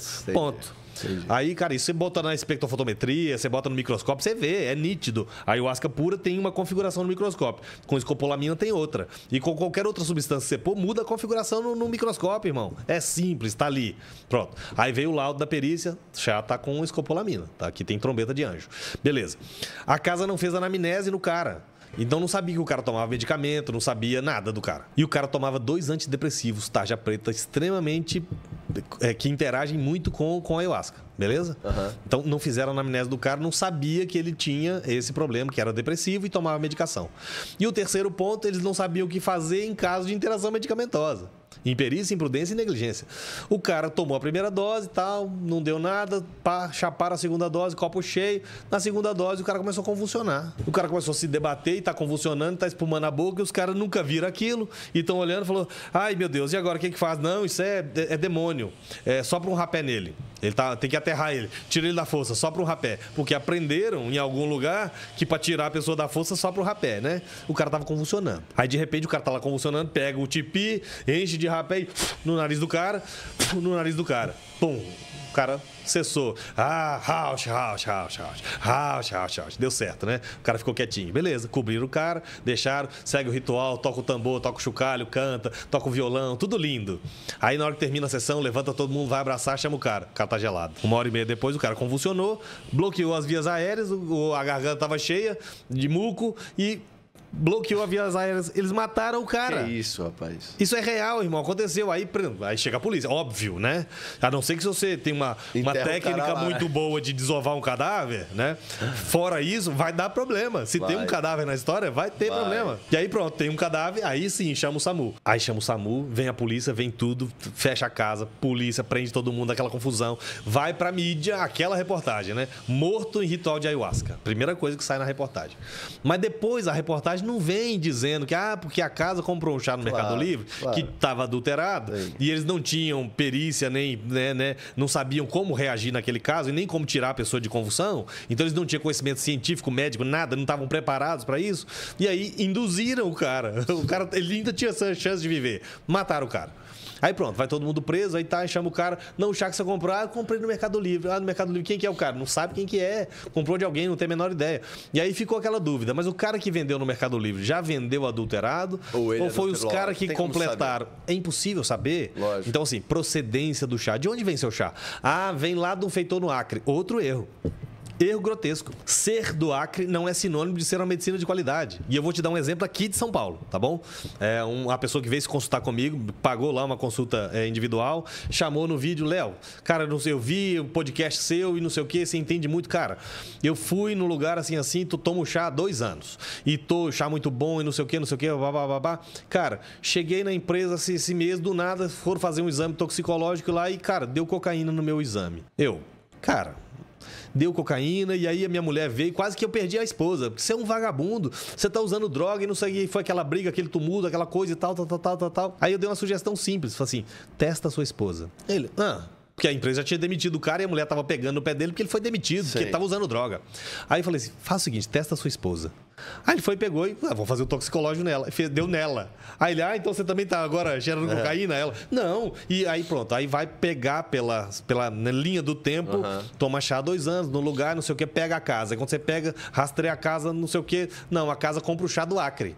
Aí vai no Acre, quem é o cara do Acre? É um cara que tá com mandado de prisão expedido em São Paulo. Fugiu pro Acre e lá ele, como tinha um grupo muito grande de pessoas que compravam o chá dele, ele começou a vender lá do Acre e despachava para as pessoas. Ele manteve a rede de fornecimento, porque o chá é um bom negócio para quem tá fazendo isso como negócio, um business, né? Aí beleza. Aí corre atrás do cara, o cara tá sumido para Bolívia, sei lá para onde, para Deus sabe onde. E aí o que acontece? O Acre é muito, você tem muita fartura de cipó. Mas é pobre de folha. A folha tem que ter replantio, porque a folha não é natural, né? É natural da região, mas tem pouca. Então você precisa plantar chacronais, né? Para você poder ter uma abundância de folha. Já o cipó não é uma praga, né? Então tem muito. E aí, o que acontece? Ele tinha poucos contatos, ele tinha muito cipó, mas não tinha folha. Então ele tinha pouca chacrona, mas para dar potência tem que ter mais DMT. Como ele não conseguiu, cara, atravessando o rio, você tinha folha de coca, ele começou a colocar folha de coca no chá, cozinhando junto com a chacrona, para dar uma inteira, para ter algum efeito. E aí, aqui em São Paulo, o cara vai e perde o emprego no exame toxicológico, porque ele era caminhoneiro. E aí a empresa, perdeu o emprego, demitido. E aí, cara, conseguimos chegar nessa investigação, falou, olha, a casa está tomando chá, tá comprando o chá do lugar do Acre, que é um chá que tá usando folha de coca. Simples. Aí não tem... Não, mas eu não usei. Cara, tá no toxicológico, irmão. Não tem como medir. Agora é muito louco, porque então esse cara que tá 2 anos tomando esse chá, digamos que... Dependência. Ele pode nem saber exatamente qual é a real experiência do DMT. Exato, é isso que eu falo, a pessoa não tem ideia do que é o chá de verdade. Por quê? Porque ele só experimentou um chá que foi batizado. E aí isso contamina até a experiência do cara. E outra, pode levar à dependência. Lógico. Aí o povo fala assim, porque o chá vicia. Depende, se ele tiver folha de coca, ele vai viciar sim, sabe? Então... há que ter um cuidado muito grande. A primeira coisa que eu falo para as pessoas, a casa que você frequenta fabrica o próprio chá? Ou eles... Não, porque vem do Acre. Olha, veio do Acre, acenda os alertas. Não é sinônimo de procedência. Pode ser propaganda enganosa. Então, não, porque eu tenho certeza, porque o meu feitor, ele aprendeu com o cara que aprendeu com o mestre Irineu. Cara, isso não quer dizer nada.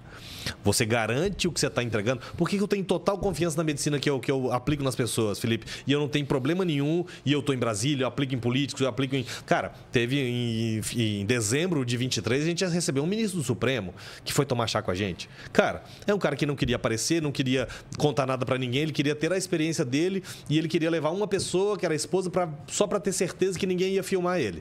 Para que ela vai ficar aqui só para poder ser a guardiã da minha imagem. Sim. Eu falei, fica tranquilo, ministro. Aqui a gente não vive de explorar esse tipo de coisa. Uma experiência linda, maravilhosa, incrível, não sei o que. Ele já é aposentado, não tá mais, né? Porque senão as pessoas... Quem é? Quem é? Fica aquele tumulto na internet. Não tá mais lá. Mas enfim, careca, E aí, daqui a pouco eu tô tomando tiro sem nem saber o que é que tá acontecendo. Mas enfim. Mas foi uma experiência incrível, linda. Ele tá numa fase da vida, sabe? Que, cara, tá buscando autoconhecimento. E, cara, seja novo, seja velho, todo mundo tem um momento que vai se questionar essa questão espiritual. Sim. O que vem depois, enfim. Sim. Todo mundo entra numa hora que vai se perguntar isso. Bom, e aí esse foi um caso muito, muito específico, que o chá era do Acre, porque do Acre é bom. Não necessariamente do Acre é bom. Tem muitos feitores bons no Acre, eu conheço vários e tal, mas não necessariamente a casa que você está comprando tem uma garantia de procedência. Então, por isso que eu nunca abro mão de... E outra, a regulamentação da ayahuasca preconiza que cada centro ayahuasqueiro devidamente registrado tem que necessariamente fabricar sua medicina. Pela responsabilidade legal. Ele tem que fazer porque tem uma responsabilidade legal ali. Claro. Se der algum problema, alguém tem que ir preso. Sim. Então, por isso tem que ter um CNPJ. Tem que ser um CNPJ específico para instituição ayahuasqueira. Perfeito. Por quê? Porque se der ruim, alguém tem que ir para cadeia. Né? Nesse caso, sou eu, que eu sou o presidente do meu instituto. Agora demora muito para fazer, né? Nosso último feitio levou 70 dias. 70 dias. Mas a gente teve várias intempéries. O normal seria 30 dias. Tá. Né? Seriam 30 dias se tudo tivesse dado certo. Tá. Mas, cara, tudo que poderia dar errado, que você imaginar no planeta, deu errado. E aí foi só prolongando. E você não pode deixar de cozinhar o negócio, você continua cozinhando. Até chegar as coisas que faltaram, enfim, que se perdeu, extraviou, enfim, um monte de problema, de B.O. Mas eu não abro mão disso. Eu tenho total segurança de ir em Brasília, fora do país, qualquer lugar que eu vou de servir o chá, eu botei ele na garrafa. Eu sei o que tem ali. Perfeito. Então eu controlei o processo do início ao fim. Perfeito. Então eu sei o que tem ali. Eu tenho total confiança na medicina. Ela é extremamente segura. Desde que você colocou cipó, folha e água. Tem que ter certeza do que você está fazendo. E você que nos acompanhou até aqui, por favor, se inscreva no canal, ative as notificações, curta, compartilhe, deixe um comentário carinhoso pro Dr. Léo.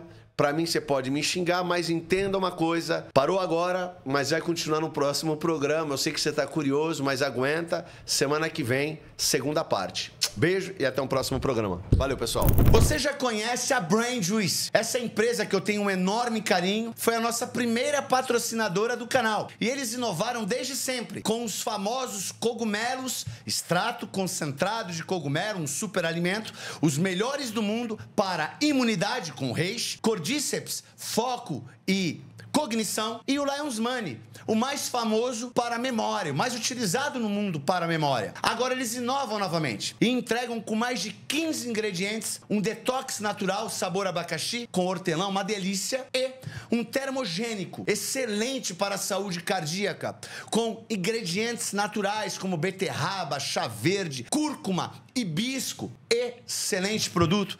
Eu confio na Brain Juice. Entre no site deles, digite lá o cupom IRON10, ganhe seu desconto e tenha suplementação de verdade. Conheça as bebidas da Chili Beans, Chili Drinks. Isso aqui é incrível. Eles resolveram inovar e entregar bebidas funcionais únicas, com excelência para cada um de nós. Veja que incrível que eles estão fazendo. Por exemplo, essa aqui é o Mais Relax. Cara, você toma isso antes de dormir. Tem melatonina, triptofano. O Mais Beleza, por exemplo. As mulheres se beneficiam com muitas vitaminas, inclusive ácido hialurônico. Nós temos aqui colágeno, bom para cabelo e unha.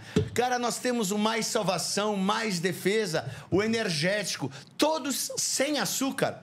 E a incrível linha alcoólica, com aquelas bebidas famosas, consagradas, sim, mas com a praticidade de estarem numa lata prática, extremamente funcional. Para o seu rolê ou treino, dia a dia, não importa. Beba as bebidas da Chili Beans. Eu preciso compartilhar algo pessoal com vocês. A Mata agora é parceira do Iron Talks. E esse café realmente mudou a minha rotina. Ele me dá energia de forma suave e duradoura, sem aquele sobe e desce do café comum. Ele é rico em fibras, ajuda na saciedade, não quebra o jejum e apoia na saúde intestinal, porque contém prebióticos e antioxidantes. Além disso, ele é limpo. A mata se preocupa com a sua saúde. Não tem adoçante químico, não tem espessante, nada que cause desconforto. Sério, foi um divisor de águas para mim. Com ele eu consigo treinar, gravar, trabalhar focado até o final do meu dia. Experimente também no site da Mata, use o cupom IronTalks, tenha seu desconto, compre um produto excelente para a sua saúde e performance. Conheça a Mata.